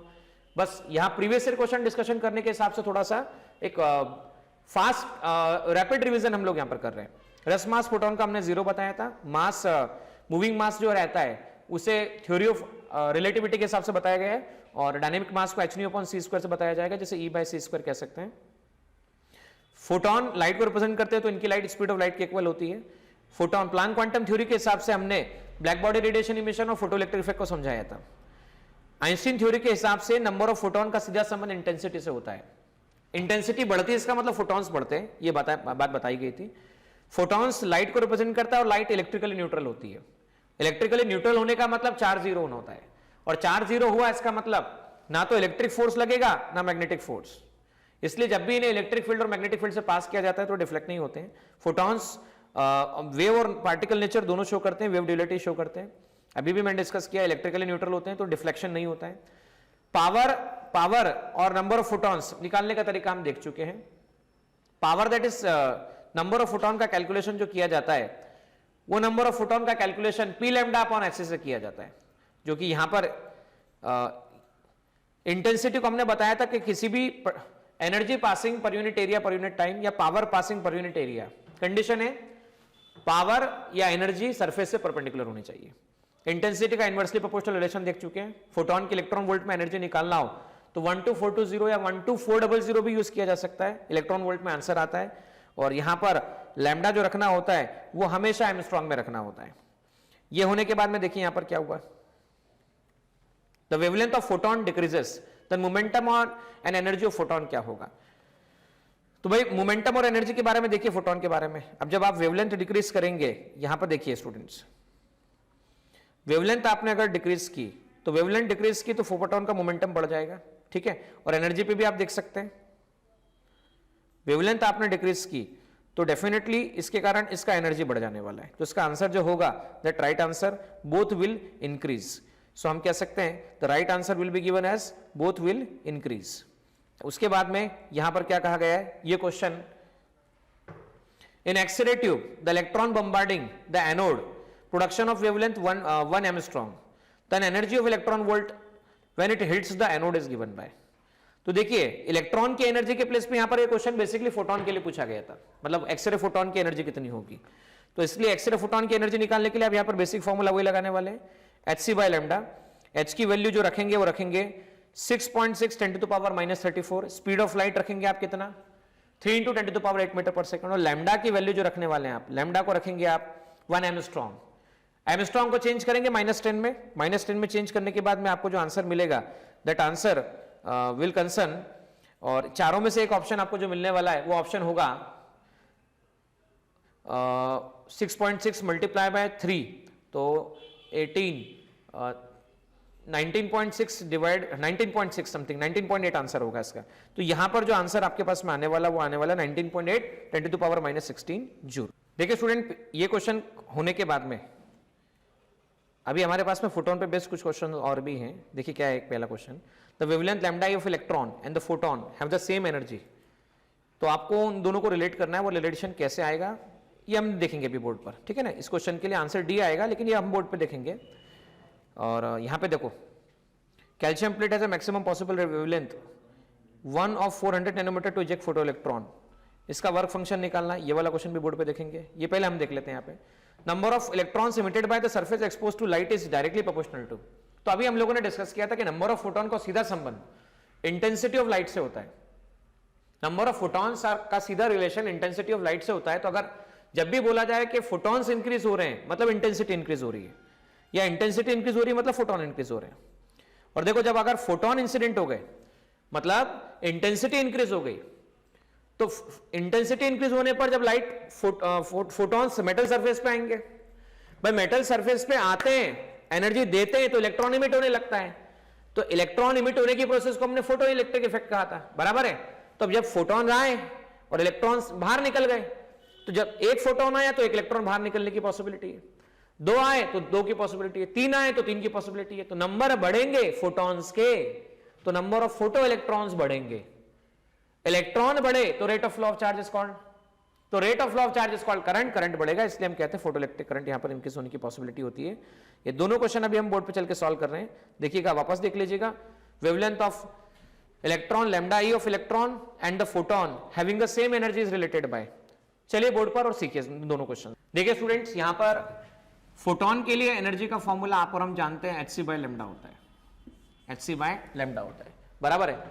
अब वेव पार्टिकल ड्यूलिटी कंसेप्ट के हिसाब से E equal to P equal to, ये देख सकते हैं आप, P इंटू सी इसे लिखा जाता है. फोटोन के लिए एप्लीकेबल होता है. P इक्वल टू आप इसे E/c लिखते हैं, या P इक्वल टू h/λ भी लिखा जाता है, ठीक है ना स्टूडेंट्स. अब यहां एनर्जी की बात की जा रही है, और वेव पार्टिकल ड्यूलिटी के कंसेप्ट के हिसाब से बाद में भी देखा गया था कि किसी भी पार्टिकल के लिए वेवलेंथ का फॉर्मूला h/मोमेंटम की मदद से बताया जा सकता है फॉर एनी पार्टिकल, और ये जो है फोटोन का मोमेंटम है. ये जो एनर्जी का फॉर्मूला है मैं बता रहा हूं आप लोगों को, फोटोन का फॉर्मूला है. तो फोटोन की एनर्जी hc/λ होती है, तो लैम्डा फोटोन लिख देता हूं. अब हम इलेक्ट्रॉन की बात करें, एनी पार्टिकल के लिए बात करें, एनी पार्टिकल, तो इससे आप मोमेंटम और काइनेटिक एनर्जी का रिलेशन आप और हम जानते हैं, एनर्जी ऑफ एनी पार्टिकल बोली जा सकती है, ठीक है. तो हम यहां पर इलेक्ट्रॉन की बात कर रहे हैं, तो पार्टिकल मतलब इलेक्ट्रॉन ले लेते हैं, तो h अपॉन कितना आ जाएगा आपके पास में, √2m एनर्जी ऑफ इलेक्ट्रॉन. दोनों का स्क्वायर कर दीजिए तो h स्क्वायर आ जाएगा, twice m energy of electron. तो एनर्जी ऑफ इलेक्ट्रॉन की सीधी वैल्यू आ जाएगी h² upon twice mass of electron into energy का स्क्वायर. अब यही एनर्जी किसके इक्वल है, फोटोन के इक्वल है, ठीक है ना. तो फोटोन की एनर्जी और इलेक्ट्रॉन की एनर्जी दोनों इक्वल है. सो फोटोन की एनर्जी का फॉर्मूला होगा hc upon lambda of photon, ठीक है. दैट इज इक्वल टू, ये होगा आपके पास h² upon twice mass of electron into lambda E square. तो बाकी तो सब कांस्टेंट है, h से h कैंसिल होना, 2 constant, m constant, c constant. बस एक बात कही जा सकती है कि लैम्डा इलेक्ट्रॉन की एनर्जी जो भी कांस्टेंट टर्म आएगा, लैम्डा फोटोन इस तरह से बताई गई है. तो लैम्डा इलेक्ट्रॉन की एनर्जी लैम्डा फोटोन के डायरेक्टली प्रोपोर्शनल बोली जा सकती है. और इस तरह से हमारा जो आंसर निकलता है वो आंसर ये भी कहा जा सकता है कि lambda photon directly proportional to lambda electron का स्क्वायर। तो देखिए आंसर कौन सा सही है, तो lambda photon directly proportional to lambda electron का स्क्वायर, ये आंसर आपके पास में डी ऑप्शन करेक्ट आंसर आता है। देखो स्टूडेंट, ये क्वेश्चन हम बोर्ड पे सॉल्व करने वाले हैं। Calcium plate is a maximum possible wavelength radiation of 1 of 400 nanometre. यहां बच्चे 1 ऑफ 400 नैनोमीटर में कंफ्यूज जाते हैं। 1 ऑफ 400 नैनोमीटर का मतलब ही यही है कि 400 नैनोमीटर की वेवलेंथ एक फोटोन को, एक इलेक्ट्रॉन को इजेक्ट करने के लिए यूज की जा रही है, और वर्क फंक्शन हमें निकालना है। तो देखिए वर्क फंक्शन क्या होता है, तो पहले वर्क फंक्शन की डेफिनेशन समझ लीजिए इस थ्योरी के हिसाब से। Work function is given as what is the meaning of work function. देखिए वर्क फंक्शन क्या बोला गया है, the minimum energy of photon required to liberate an electron from the metal surface is called work function. For different metal have the different value. Work function की value W equal to H nu naught, और इससे जब solve करते हैं तो 12420 lambda लिया जाता है, जबकि लैम्डा की वैल्यू एमस्ट्रॉन्ग में पुटअप करनी चाहिए। तो आइए इसी फॉर्मूले को यूज करते हुए हम वर्क फंक्शन की वैल्यू को निकालें, या ये कह लीजिए जब लैम्डा आप यहां पर यूज करेंगे, ठीक है, तो 12420 डिवाइड बाय लैम्डा। अब यहां पर इस क्वेश्चन में लैम्डा की वैल्यू जो है, लैम्डा की वैल्यू 400 नैनोमीटर है। अच्छा 400 नैनोमीटर को कन्वर्ट करोगे 4000 में, तो 4000 नैनोमीटर में जब आप कन्वर्ट करोगे ना, तो उसे डिवाइड करने पर आंसर देखो 12420, देखना ध्यान से, 12420 डिवाइड बाय 3.1 नहीं, डिवाइड बाय 4000, तो आंसर 3.1 इलेक्ट्रॉन वोल्ट आता है। तो इस तरह से आंसर 3.1 इलेक्ट्रॉन वोल्ट। ठीक है स्टूडेंट्स, आप और हम मिलकर आप फोटो इलेक्ट्रिक इफेक्ट पर बेस्ड और काइनेटिक एनर्जी पर बेस्ड जो प्रॉब्लम्स है उनका डिस्कशन करने वाले हैं। देखिए क्या पर, तो आइंस्टीन फोटो इलेक्ट्रिक इक्वेशन के हिसाब से जब भी मेटल सरफेस पे फोटोन को डाला जाता है, तो उसमें से कुछ भाग, कुछ पार्ट इलेक्ट्रॉन को जगाने के लिए, मतलब सरफेस से बाहर लाने के लिए, और बाकी का पार्ट उसकी काइनेटिक एनर्जी में कन्वर्ट होने की पॉसिबिलिटी रहती है। तो half mv² frequency incident H nu minus work function, ये इक्वेट करके इस इक्वेशन को आइंस्टीन इक्वेशन कहा जाता है, और इसके बहुत सारे रूल देखे जा सकते हैं। समय समय पर हम इनकी जरूरत पड़ने पर यहां पर क्वेश्चन सॉल्व करते रहेंगे। आइए सबसे पहली बात, the photo electric emission take place. Photo electric emission कब होता है, तो फोटो इलेक्ट्रिक इमिशन ये देखिए सरफेस है, सरफेस पे फोटोन डाले, फोटोन डालने के बाद इलेक्ट्रॉन इमिट होना शुरू होते हैं, लेकिन एक पर्टिकुलर वेवलेंथ का फोटोन हमें डालना होता है, पर्टिकुलर फ्रीक्वेंसी का फोटोन डालना होता है, बराबर है। तो वहां पर वो पर्टिकुलर वेवलेंथ का फोटोन या पर्टिकुलर एनर्जी का फोटोन, यहां नोटिस कीजिएगा इस बात से, सरफेस पर कम से कम वो फ्रीक्वेंसी जिससे कि फोटो इलेक्ट्रिक इफेक्ट होता है उसे थ्रेशोल्ड फ्रीक्वेंसी कहा जाता है। So minimum frequency of incident light at which photoelectron emits from the surface is called threshold frequency, और मिनिमम फ्रीक्वेंसी बराबर है, और फ्रीक्वेंसी का रेसिप्रोकल होता है वेवलेंथ, तो फ्रीक्वेंसी इक्वल टू होता है c बाय लैम्डा। तो c बाय लैम्डा में लैम्डा इनवर्सली प्रोपोर्शनल है, तो हम कह सकते हैं मैक्सिमम वेवलेंथ, उसी को हम थ्रेशोल्ड वेवलेंथ कहते हैं। तो यहां पर इस क्वेश्चन में देखिए क्या कहा गया है, photo emission take place when the incident wavelength is greater than the threshold wavelength, when the incident wavelength is less than the threshold wavelength, when the incident frequency is greater than the threshold wavelength, threshold frequency at any frequency, ये होता है। तो यहां पर ऐसा होता है, threshold wavelength का मतलब ही होता है कि वो बड़ी से बड़ी वेवलेंथ होती है जिस पर फोटो इलेक्ट्रिक इफेक्ट होता है, और अगर उससे ज्यादा बड़ी वैल्यू लोगे तो कभी नहीं होने वाला, उससे छोटी वैल्यू लोगे तो ये होने वाला है। इसको हम एक क्वेश्चन की मदद से और समझते हैं। चलिए बोर्ड पर और सीखिए इस बात को, नया क्वेश्चन यहां पर हम फ्रेम करके सीखें। देखिए स्टूडेंट यहां पर क्या करते हैं, यहां पर एक सरफेस है, मेटल सरफेस है, मेटल सरफेस पे आपने क्या किया, तो मेटल सरफेस पे आपने फोटोन इंसिडेंट करवाए, तो फोटोन इंसिडेंट करवाने पर मेटल सरफेस में से हम ये बात जानते हैं, सेंट्रल पार्ट न्यूक्लियस, न्यूक्लियस में पॉजिटिव चार्ज, उसके बाहर आसपास इलेक्ट्रॉन रिवॉल्व कर रहा है, 8 इलेक्ट्रॉन्स, और ऑर्बिट में आगे चाहें तो और इलेक्ट्रॉन्स होता है। अब जब आप एनर्जी दोगे, तो एनर्जी देने पर ये इलेक्ट्रॉन नेगेटिव चार्ज पार्टिकल है, पॉजिटिव सेंटर न्यूक्लियस है, तो इनके बीच में अट्रैक्शन होगा। अब कुछ एनर्जी अट्रैक्शन को तोड़ने के लिए यूज होगी, तो उसे कहते हैं वर्क फंक्शन, और बाकी जो बची वो काइनेटिक एनर्जी के फॉर्म में यूज होती है। तो kinetic energy equal to E minus phi लिखा जाता है, बराबर है। तो E को लिखते हैं h न्यू और फाई को लिखते हैं h न्यू नॉट। अब समझना स्टूडेंट, h न्यू नॉट, तो वर्क फंक्शन जिसे हमने फाई से बताया है h न्यू नॉट, और न्यू नॉट मतलब c बाय लैम्डा नॉट। इसी न्यू नॉट को कहते हैं मिनिमम फ्रीक्वेंसी, और मिनिमम फ्रीक्वेंसी मतलब रेसिप्रोकल मैक्सिमम वेवलेंथ। अब इस एग्जांपल से समझिएगा, बड़ा ही अच्छा एग्जांपल आपके सामने मौजूद है। एग्जांपल में ऐसा बोला गया है कि भाई मान लो ये सरफेस पर फोटॉन्स आ रहे हैं, और इन फोटॉन्स के लिए lambda red colour 7800 angstrom threshold wavelength है। कौन सी वेवलेंथ है? थ्रेश होल्ड वेवलेंथ है।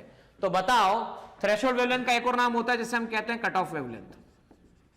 तो आपसे बोला गया कि बताओ, जब ये थ्रेश होल्ड वेवलेंथ या कट ऑफ वेवलेंथ इंसिडेंट होगी और अगर इस पूरे मेटल सरफेस पर इलेक्ट्रोमैग्नेटिक रेडिएशन इमिट करवा दिया जाए, एक्सपोज कर दिया जाए, तो क्या होगा?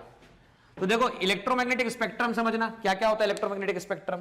तो इलेक्ट्रोमैग्नेटिक स्पेक्ट्रम में पहला गामा रेस, दूसरा एक्स रेस, तीसरा ultraviolet, V I B G Y O R, उसके बाद में इंफ्रारेड, माइक्रोवेव और रेडियो वेव, ये सब रेडिएशंस होते हैं। इसमें भी एक सीखने वाली बात, gamma X, ultraviolet, V I B G, Y O R, infrared, microwave and यहां पर अवेलेबल है रेडियो वेव। थोड़ा समझना स्टूडेंट्स। अब क्या होगा, वॉयलेट कलर का जो रेडिएशन होता है उसका वेवलेंथ होता है 4000 एंगस्ट्रॉम, येलो कलर के रेडिएशंस का 5500 एंगस्ट्रॉम, रेड कलर के लिए जो होता है that is equal to 7800 angstrom. ठीक है ना स्टूडेंट्स? तब सोचो कि थ्रेशोल्ड वेवलेंथ इस सरफेस के लिए रेड वेवलेंथ है, मतलब मैक्सिमम वेवलेंथ जो इंसिडेंट हो सकती है, मैक्सिमम वेवलेंथ जो इस सरफेस पे इंसिडेंट हो सकती है वो 7800 है, मैक्सिमम। इससे बड़ी नहीं हो सकती, इससे बड़ी नहीं हो सकती। तो आप मान लीजिए हम टॉप टू बॉटम जब जाते हैं यहां से यहां, तो आप तो देख रहे हैं यहां पर वेवलेंथ क्या होता है, वेवलेंथ इंक्रीज हो रहा है। तो ये जो रेडिएशंस होंगे, बराबर है, इनकी जो वेवलेंथ होगी वो लैम्डा आर से ज्यादा होगी और इनकी सबकी वेवलेंथ जो होगी वो लैम्डा आर से कम होगी। तो इधर सारे जितने भी रेडिएशंस है उनकी इंसिडेंट वेवलेंथ थ्रेशोल्ड वेवलेंथ से कम होगी। और ये कौन कौन से होंगे? तो ये होंगे आपके पास में अपर रीजन वाला, जिसे मैं फर्स्ट रीजन कह देता हूं। तो ये सब इंसिडेंट वेवलेंथ थ्रेशोल्ड वेवलेंथ से कम वेवलेंथ रखते हैं, मतलब फोटो इलेक्ट्रिक इफेक्ट शो करेंगे।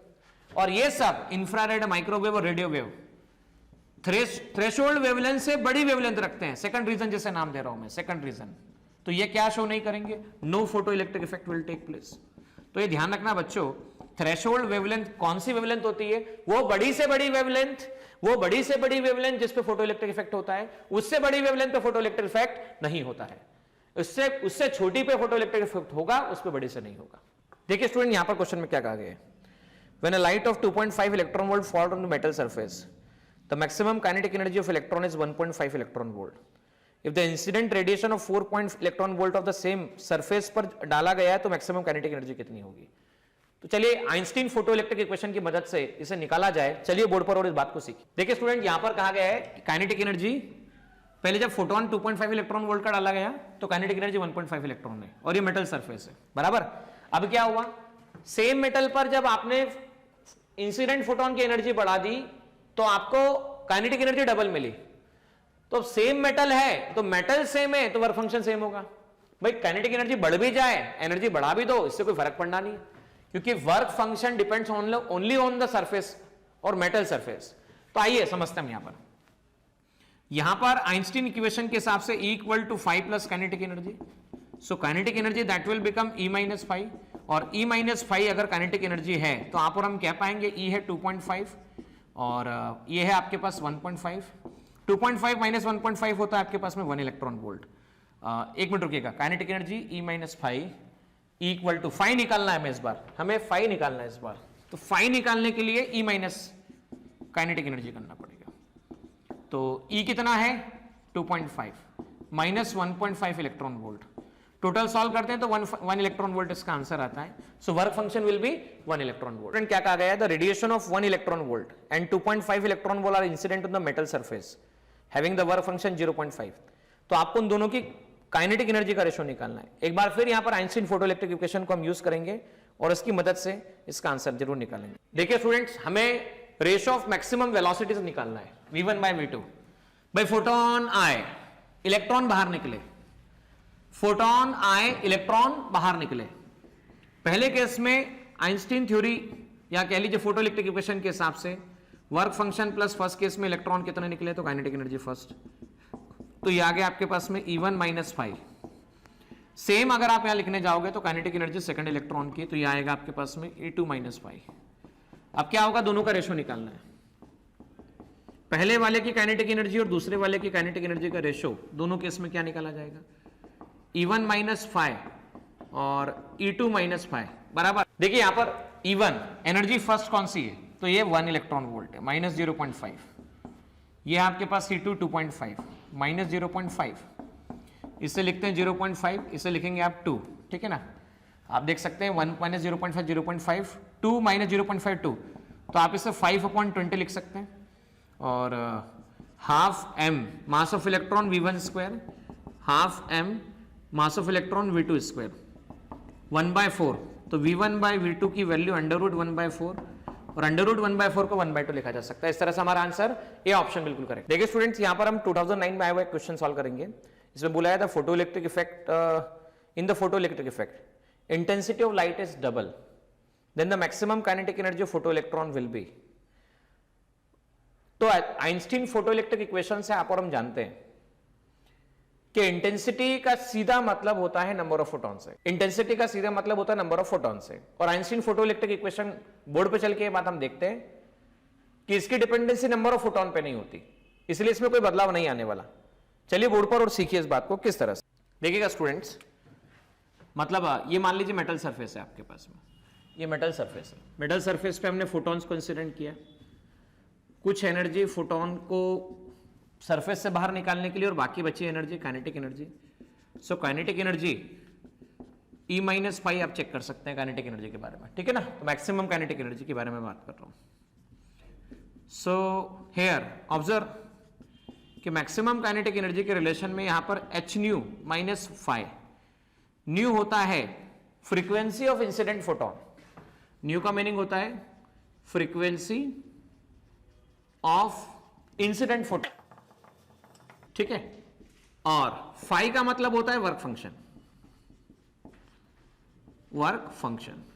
तो आप यहां पे देख सकते हैं कि भाई ये जो मैक्सिमम काइनेटिक एनर्जी है दो बातों पे डिपेंड करता है, फ्रीक्वेंसी पे डिपेंड करता है और वर्क फंक्शन पे डिपेंड करता है। Photo electric phenomena 1 photon 1 electron emission phenomena है।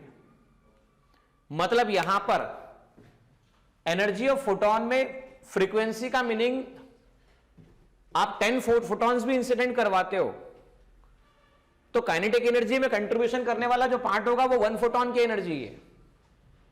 अब आप नंबर कितने भी बढ़ा दीजिए, ये केवल सिंगल फोटॉन फिनोमेना है, तो यहां पर फ्रीक्वेंसी की डिपेंडेंसी सिंगल ही आ रही है। तो आप नंबर बढ़ा भी दें तो नंबर ऑफ फोटॉन के लिए आप और हम जानते हैं दो फॉर्मूला यूज किए जाते हैं, P लैम्डा अपॉन HC और I लैम्डा अपॉन HC। तो अगर आपने इंटेंसिटी बढ़ा भी दी बराबर है तो नंबर ऑफ फोटॉन्स बढ़ेंगे, नंबर ऑफ फोटॉन्स बढ़ेंगे तो नंबर ऑफ फोटॉन्स के बढ़ने से, नंबर ऑफ फोटॉन्स के बढ़ने से फोटो इलेक्ट्रॉन्स बढ़ेंगे। क्या बढ़ेंगे स्टूडेंट्स? फोटो इलेक्ट्रॉन्स बढ़ेंगे और फोटो इलेक्ट्रॉन्स के बढ़ने से फोटो इलेक्ट्रिक करंट बढ़ेगा, फोटो इलेक्ट्रिक करंट बढ़ेगा।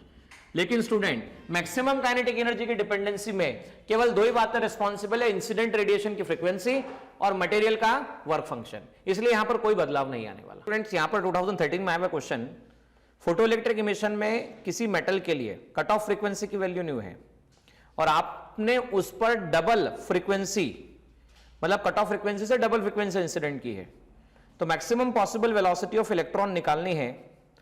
तो आइए आइंस्टीन फोटोइलेक्ट्रिक इक्वेशन की मदद से इस वेलोसिटी का आंसर निकाला जाए। देखिए स्टूडेंट्स यहां पर कट ऑफ फ्रीक्वेंसी, कौन सी फ्रीक्वेंसी? कट ऑफ फ्रीक्वेंसी की वैल्यू दे रखी है आपको न्यू और इंसिडेंट फ्रीक्वेंसी T0। तो मैक्सिमम काइनेटिक एनर्जी को आप और हम जानते हैं आइंस्टीन फोटोइलेक्ट्रिक इक्वेशन से, इसे लिखा जाता है h new incident minus h new cut off. Cut off को मैं न्यू नॉट से कह रहा हूं, आप इसे 2 न्यू लिख दीजिए और h new, 2h new minus h nu, तो सॉल्व करने पर आपको h न्यू मिलता है। तो मैक्सिमम काइनेटिक एनर्जी की वैल्यू जिसे हाफ m v मैक्सिमम का स्क्वायर कहा जा सकता है, जिसे h न्यू कहा जा सकता है, h न्यू। तो m v maximum square equal to 2h nu और यहां पर आ जाता है v maximum square equal to 2h nu divide by m। तो आप v मैक्सिमम की वैल्यू जो निकालना चाहते हैं that will become under root 2h nu upon m। So answer यहां पर √2h/m, that is B option हमारे लिए यहां पर करेक्ट ऑप्शन। देखिए स्टूडेंट्स, यहां पर 2014 में आया हुआ एक क्वेश्चन, आपके पास में लैम्डा ए वेवलेंथ और लैम्डा बी वेवलेंथ को हमने दो आइडेंटिकल मेटल प्लेट्स ए और बी पर इंसिडेंट करवाया। मैक्सिमम काइनेटिक एनर्जी इन दोनों केसेस में के ए और के बी की वैल्यू बताई गई। अगर लैम्डा और लैम्डा बी में रिलेशन है तो आपको के और के बी में रिलेशन निकालना है। तो एक बार फिर से आइंस्टीन फोटोइलेक्ट्रिक इक्वेशन की मदद से हम यहां पर प्रॉब्लम को सॉल्व करें। देखिए स्टूडेंट्स, यहां पर क्वेश्चन में कहा गया है ए और बी दो आइडेंटिकल मेटल प्लेट है। आइडेंटिकल मेटल प्लेट बोला मतलब वर्क फंक्शन सेम हो गया। एक पर लैम्डा ए इंसिडेंट है, एक पर लैम्डा बी इंसिडेंट है। उसमें भी बताया गया कि lambda is double of twice of lambda B. Einstein photoelectric equation आप और हम जानते हैं, E इक्वल टू होता है maximum kinetic energy plus five. So maximum kinetic energy is given as E minus five. तो मैक्सिमम काइनेटिक एनर्जी ए के लिए हम बात कर रहे हैं तो hc बाय लैम्डा है माइनस फाइव लिख दिया। नाउ लैम्डा ए को मैंने क्या लिखा, ट्वाइस ऑफ लैम्डा बी, तो hc by twice of lambda B minus five यहां पर आ चुका है। Now maximum kinetic energy equal to E minus five for B. So B के लिए हमने क्या लिखा, hc by lambda B minus five. Now hc by lambda B को कहां से लिख सकते हैं आप, तो देखो hc बाय लैम्डा बी को kinetic energy of B plus five लिखा जा सकता है। अब देखो हमने क्या किया, हमने इस वैल्यू को उठाया, इस वैल्यू को उठा के hc बाय लैम्डा बी को यहां पर आपने एलिमिनेट किया। ये देखिए, ये रहा आपके पास में ए के एक्सप्रेशन में hc बाय लैम्डा बी। तो kinetic energy of B plus five, kinetic energy B plus five, तो kinetic energy B divide by two plus five by two minus five. तो इस तरह से माइनस आपके पास में फाइव बाय टू आ जाता है, ठीक है, माइनस फाइव बाय टू आ जाता है। तो आप देख सकते हैं काइनेटिक एनर्जी ऑफ बी का हाफ है, उससे भी कम वैल्यू है ए की, मतलब काइनेटिक एनर्जी के बी के हाफ की वैल्यू से भी लेस देन वैल्यू है के ए की। तो इसलिए आंसर हमारा जो ऑप्शन करेक्ट होगा वो ए ऑप्शन करेक्ट। देखिए स्टूडेंट्स, यहां पर क्या कहा गया है, आपके पास एक फोटो सेंसिटिव मटेरियल है। हमने पहले इंसिडेंट फ्रीक्वेंसी न्यू इंसिडेंट करवाई थी और अब आपने क्या किया, उसमें से 30% फ्रीक्वेंसी को इंसिडेंट को इंक्रीज कर दिया। तो काइनेटिक एनर्जी जो अब नई काइनेटिक एनर्जी है वो 0.04 इलेक्ट्रॉन वोल्ट से इंक्रीज हो गई है। तो आपको वर्क फंक्शन बताना है कि वर्क फंक्शन मेटल सरफेस का कितना होगा। आइए बोर्ड पे चलिए और इस बात को सीखिए किस तरह से निकाला। देखिए स्टूडेंट्स, अब हम प्रीवियस ईयर क्वेश्चन के सेगमेंट में ही काम कर रहे हैं और इसमें फोटोइलेक्ट्रिक इफेक्ट में स्टॉपिंग पोटेंशियल पे बेस्ड प्रॉब्लम देखेंगे। जो बच्चे डायरेक्टली प्रीवियस ईयर क्वेश्चंस के प्लेलिस्ट में जाके वन शॉट वीडियो को देख रहे हैं, उनसे मेरा कहना है कि थ्योरी के लेक्चर्स का वीडियो अलग है। ये लेक्चर वो नहीं है जिसको आप देख रहे हैं और ये वो लेक्चर नहीं जो थ्योरी कवर अप होकर डायरेक्ट क्वेश्चन सॉल्व हो रहे हो। फिर भी मैं कोशिश कर रहा हूं कि कम समय में ज्यादा से ज्यादा इंफॉर्मेशन आपको कन्वे हो, इसलिए मैं स्क्रीन पे शेयर करके कुछ थ्योरी के इंपॉर्टेंट पॉइंट्स जो होते हैं वो आपसे चर्चा करते जा रहा हूं। तो स्टॉपिंग पोटेंशियल पे बेस्ड कंसेप्ट को समझना बहुत जरूरी है। इस पे काफी कुछ क्वेश्चंस फ्रेम किए गए हैं। तो देखिएगा ये क्वेश्चन कौन सा एक फ्रेम क्वेश्चन किया गया है। यहां पे देखिए क्या कहा गया है, the stopping potential of a given photoelectron device depends on, किन बात पे डिपेंड कर रहा होता है। तो ये डिपेंड करता है बेसिकली दो बातों पे, वर्क फंक्शन और फ्रीक्वेंसी पे डिपेंड करता है। लेकिन अगर इस क्वेश्चन में जैसा कि महाराष्ट्र सिटी एग्जामिनेशन में 4 में से एक ऑप्शन करेक्ट होता है, तो हमें यहां पर ये खुद ही इंटरप्रेट करने की जरूरत थी कि वहां पर वर्क फंक्शन कांस्टेंट माना गया होगा। या जब एक्सटर्नल या कोई भी एक्सपेरिमेंट परफॉर्म किया जाता है तो सिंगल एक्सपेरिमेंट के लिए मेटल सरफेस के लिए वर्क फंक्शन कांस्टेंट होता है, इसलिए यहां पर फ्रीक्वेंसी आंसर आया था। स्टॉपिंग पोटेंशियल के आगे कुछ कंसेप्ट्स को, आगे के क्वेश्चन को समझने के लिए कुछ 3 से 4 मिनट के कंसेप्ट क्लैरिटी में आपके लिए बोर्ड पर फिलहाल बता रहा हूं, जो आपको आगे के क्वेश्चन सॉल्व करने में मदद देगी। तो आइए बोर्ड पे चलिए और सीखिए कुछ इंपॉर्टेंट बातें स्टॉपिंग पोटेंशियल के लिए। देखिए रफ आइडिया एक्सपेरिमेंटल सेटअप का, यहां पर फोटोसेंसिटिव मटेरियल इलेक्ट्रोड, इसके एक पर्टिकुलर पार्ट पर मेटल प्लेट ली गई जो फोटोसेंसिटिव मटेरियल है।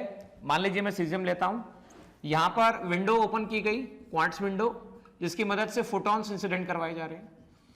Positive negative potential difference maintain करने के लिए वोल्टमीटर, करंट मेजर करने के लिए माइक्रोमीटर। यहां पर पोटेंशियल डिफरेंस मेंटेन किया गया, बराबर है V, RH मतलब वेरिएबल रेजिस्टेंस और K मतलब की। देखिए इस केस में पिछले केस से उल्टा डिस्कशन यहां पर किया गया है। यहां पर A का कनेक्शन पॉजिटिव से और B का कनेक्शन नेगेटिव से किया गया है। आप हम जानते हैं कि जब भी पोटेंशियल डिफरेंस मेंटेन किया जाता है, जब भी क्या मेंटेन किया जाता है, पोटेंशियल डिफरेंस मेंटेन किया जाता है, तो पोटेंशियल डिफरेंस का काम बेसिकली इलेक्ट्रिक फील्ड को क्रिएट करना होता है और इलेक्ट्रिक फील्ड की डायरेक्शन पॉजिटिव से नेगेटिव की तरफ होती है। यहां समझाने के लिए मैं आपसे डिस्कस कर रहा हूं। अब देखिए क्वार्ट्ज विंडो में से फोटोन आए, फोटोन जब मेटल सरफेस पर टकराएंगे तो मेटल सरफेस पर टकराने के बाद यहां से इलेक्ट्रॉन इमिट होने की प्रोसेस होना शुरू होगी, और जब यहां से इलेक्ट्रॉन्स निकलेंगे तो आप और हम जानते हैं ए से भी इलेक्ट्रिक फील्ड की डायरेक्शन और यहां से इलेक्ट्रॉन एग्जिस्ट करते हैं। इलेक्ट्रॉन कौन सा चार्ज पार्टिकल होता है स्टूडेंट्स? तो इलेक्ट्रॉन नेगेटिव चार्ज पार्टिकल होता है। By definition of electric field force experience by per unit test charge, तो फोर्स को लिखा जाता है Q multiply by E।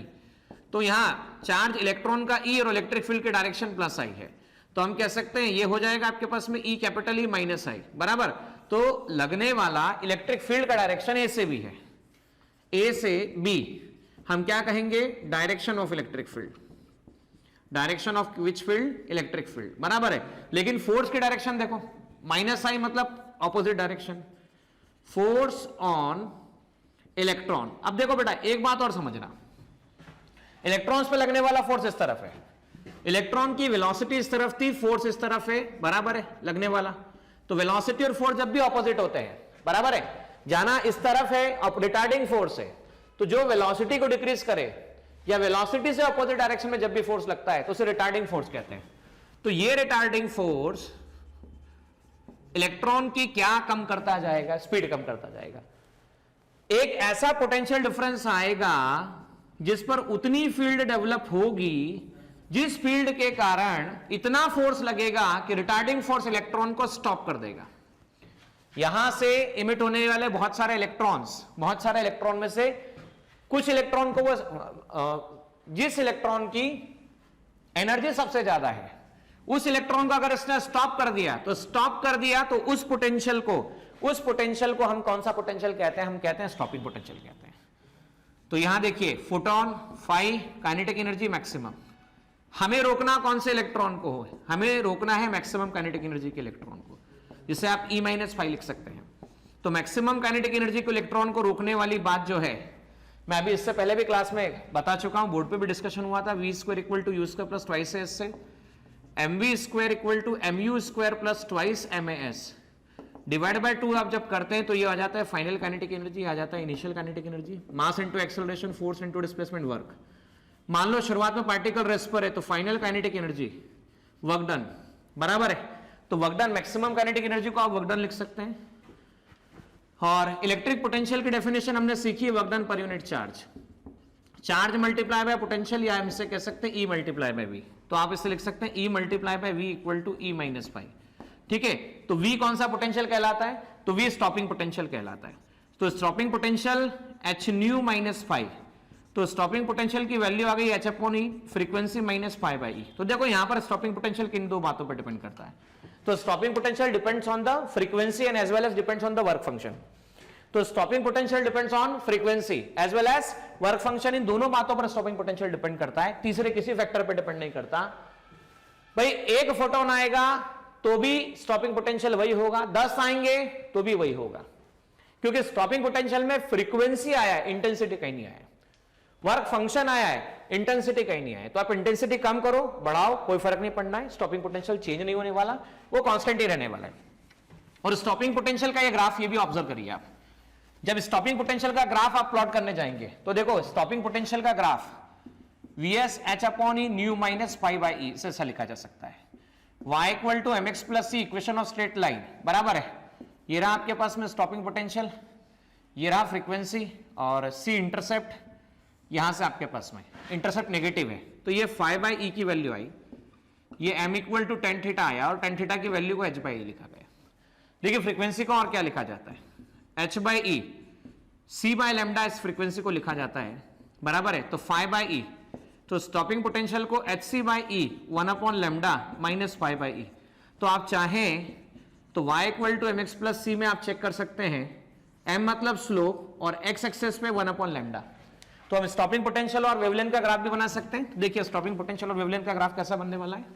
For the stopping potential and wavelength, this is stopping potential and this is wavelength 1 upon lambda.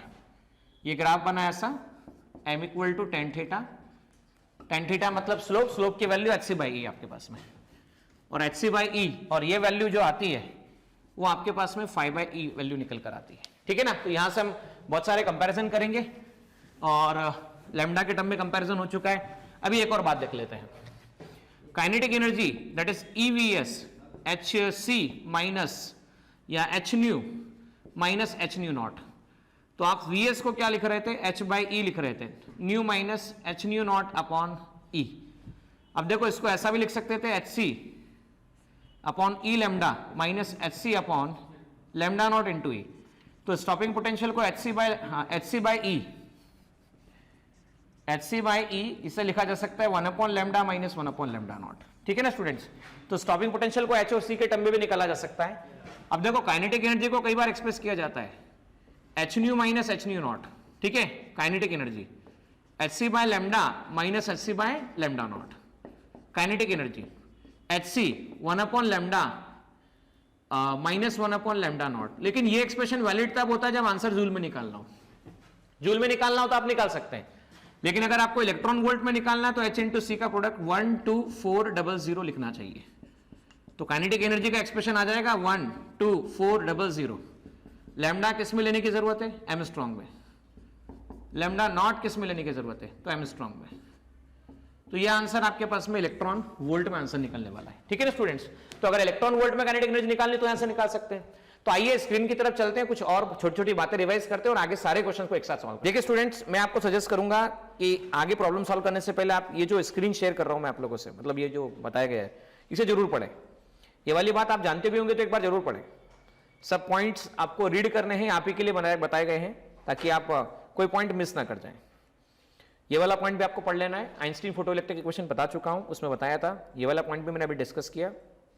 ठीक है, stopping potential के बारे में क्या क्या बातें हुई। तो stopping potential depends on the frequency of incident light and the nature of the cathode material. It does not depends on the intensity. Stopping potential increases with increase in frequency. Stopping potential for violet is greater for the red light.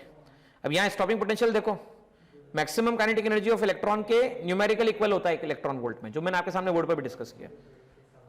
Power of illumination पे depend नहीं करता।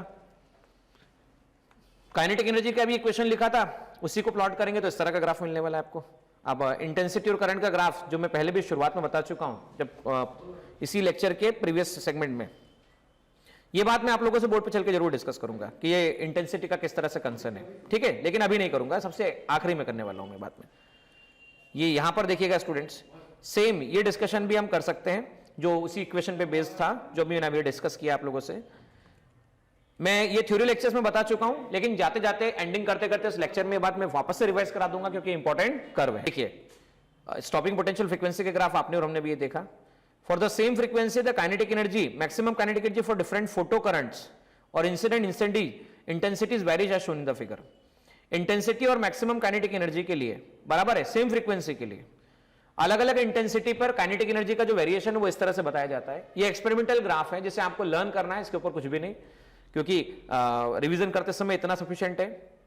Kinetic energy और stopping potential याद करो। Kinetic energy EVS y axis पे kinetic energy, x axis पे stopping potential. तो ये graph y equal to mx equation of straight line बनने वाला है। और अभी मैंने आपको बताया kinetic energy does not depends on intensity, ultimately stopping potential does not depends on intensity. तो भाई इंटेंसिटी में कोई भी बदलाव लाओ आप, इंटेंसिटी कितना भी बढ़ा दो इस रास्ते पे बराबर है, लेकिन काइनेटिक एनर्जी तो हमेशा कांस्टेंट ही रहने वाली है, तो उस पर डिपेंडेंसी है ही नहीं। चलिए क्वेश्चन नंबर यहां पर एक बार फिर से देख लेते हैं हम लोग। ये क्या दिखा हुआ है, the stopping potential of given photo device depends on, दो फैक्टर पे डिपेंड करता है, फ्रीक्वेंसी और वर्क फंक्शन पे। अगर मल्टीपल चॉइस क्वेश्चन आंसर होता तो आप दोनों टेक करते, और यहां पर मल्टीपल चॉइस नहीं है तो हमें मानना होगा कि यहां पर एक क्वेश्चन में किसी एक ही एक्सपेरिमेंट में हम बात कर रहे हैं, इसलिए हमारा आंसर यहां पर फ्रीक्वेंसी आंसर बराबर होगा। देखो ध्यान से यहां पर क्या कहा गया, when temperature of metal increases, तो टेंपरेचर ऑफ मेटल इंक्रीज करने से क्या फर्क पड़ता है, kinetic energy of electron increases decreases, all the electron eject from the atom, atoms are ionized. भाई टेंपरेचर बढ़ाने से एनर्जी वाइब्रेशंस होना शुरू हो जाते हैं बराबर है, उनको एनर्जी मिलना शुरू होती है, और एनर्जी मिलना शुरू होती है मतलब उनके मोशन में, या टेंपरेचर ऑफ मेटल इंक्रीजेस, तो मोशन जब इलेक्ट्रॉन्स करना शुरू कर देते हैं तो उनकी काइनेटिक एनर्जी बढ़ जाती है स्टूडेंट्स। अब देखिए क्या बोला गया, the stopping potential of photoelectric diode is 9 volts, ठीक है।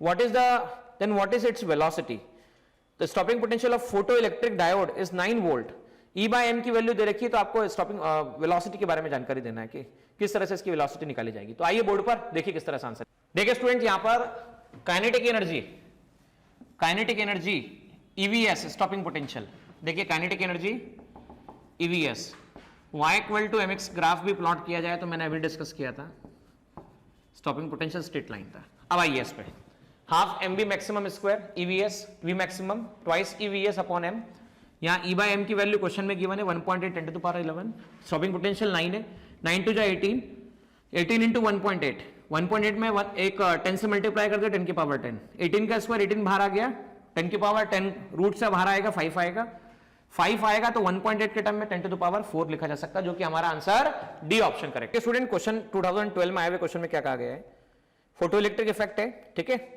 फ्रीक्वेंसी n1 है, स्टॉपिंग पोटेंशियल v1 है, लाइट को रिप्लेस कर दिया गया, फ्रीक्वेंसी n2 बराबर, फ्रीक्वेंसी पहले n1 इंसिडेंट हो रही थी तो स्टॉपिंग पोटेंशियल v1 था, n2 इंसिडेंट की तो स्टॉपिंग पोटेंशियल कितना होगा, बराबर है।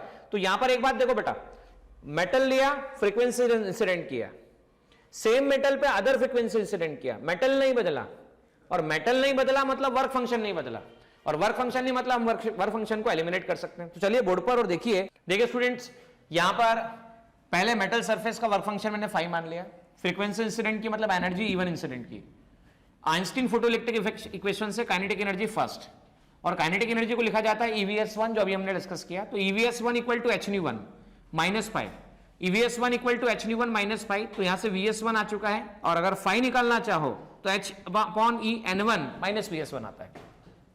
Now n2 is incident, still the work function does not depends on the frequency, तो फाई तो फाई रहने वाला है, एनर्जी E2 क्योंकि n2 फ्रीक्वेंसी है, phi plus kinetic energy second, तो EVS2 equal to E2 minus phi लिखा जा सकता है, तो यहां पर आप VS2 क्या लिख सकते हैं, h by E n2 minus phi, तो h by E n2 minus phi, phi की वैल्यू कितनी लिखी जाए, तो phi h upon E n1 minus VS1, h upon E n1 minus VS1, minus minus plus बराबर है, तो यहां पर माइनस माइनस प्लस हो जाएगा, तो VS1 पहले लिख दिया मैंने, now h by E n2 minus h by E n1, तो h बाई ई दोनों में से कॉमन निकल गया, तो देखो n2 माइनस n1, इस तरह से हमारा आंसर डी ऑप्शन वहां पर करेक्ट होता है। देखिए स्टूडेंट्स, यहां पर क्वेश्चन 2015 में आया हुआ है, when a monochromatic light lambda is incident on the metal surface, तो स्टॉपिंग पोटेंशियल क्या होता है, ठीक है, 3v0 बताया गया है।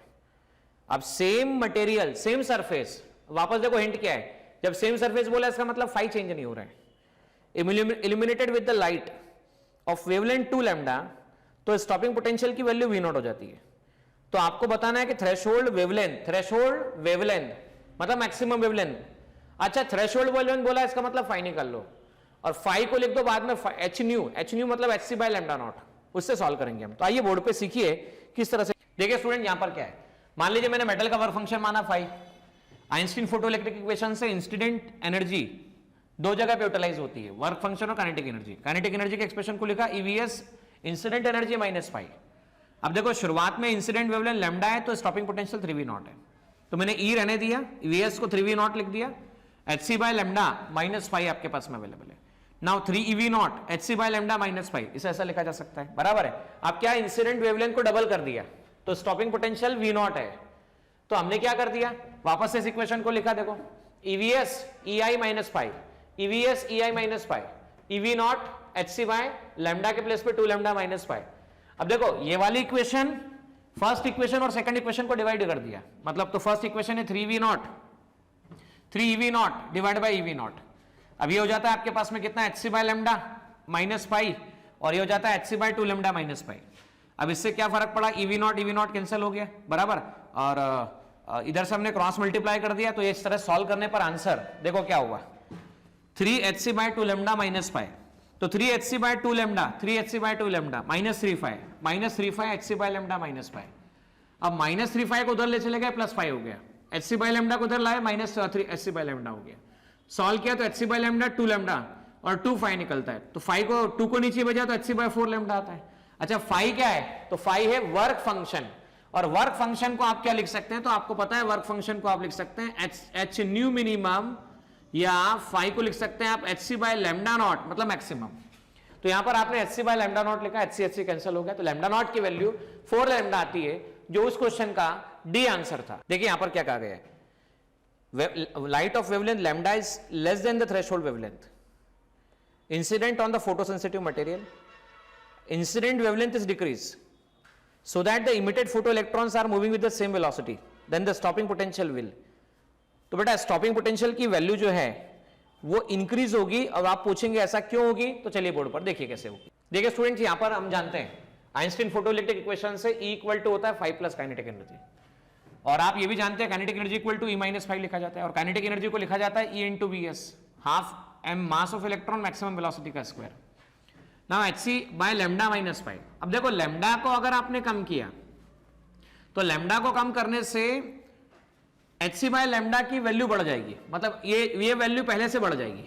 अगर ये आंसर इंक्रीज होगा इधर वाला राइट हैंड का, तो राइट हैंड का आंसर इंक्रीज होगा तो LHS वाला जो पार्ट है इसे भी इंक्रीज होना पड़ेगा इक्वालिटी के हिसाब से देखा जाए। तो मतलब स्टॉपिंग पोटेंशियल बढ़ना चाहिए, क्योंकि ये वैल्यू जो है मैक्सिमम वेलोसिटी ये कांस्टेंट रहनी चाहिए।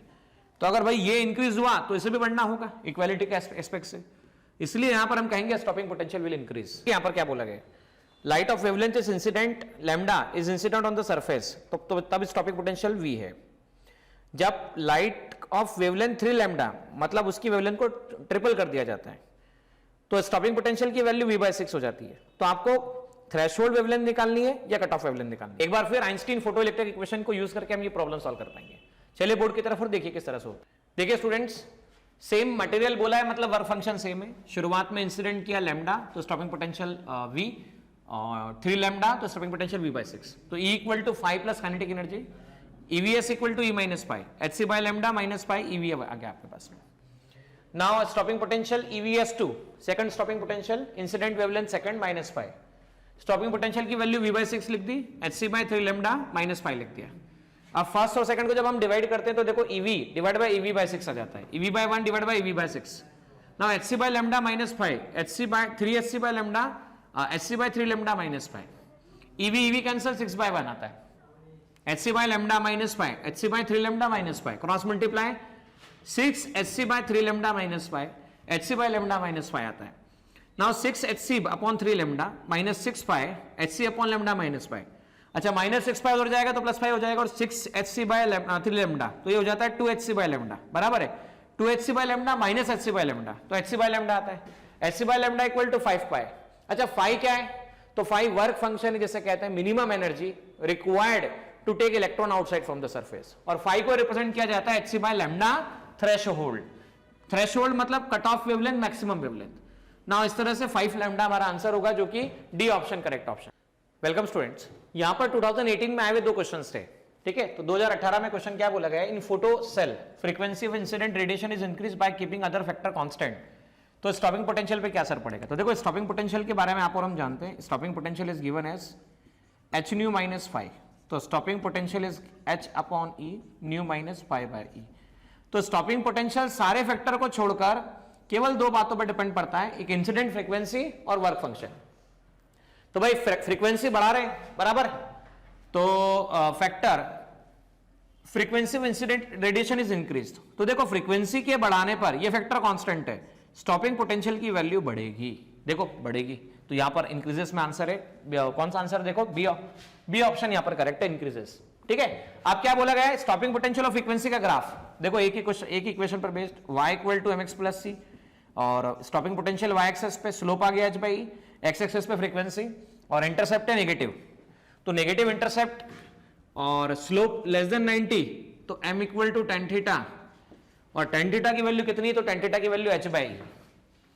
तो ये जो ग्राफ है इनमें सबसे बेहतर ग्राफ ये रिप्रेजेंट होता है, so this will be the right answer.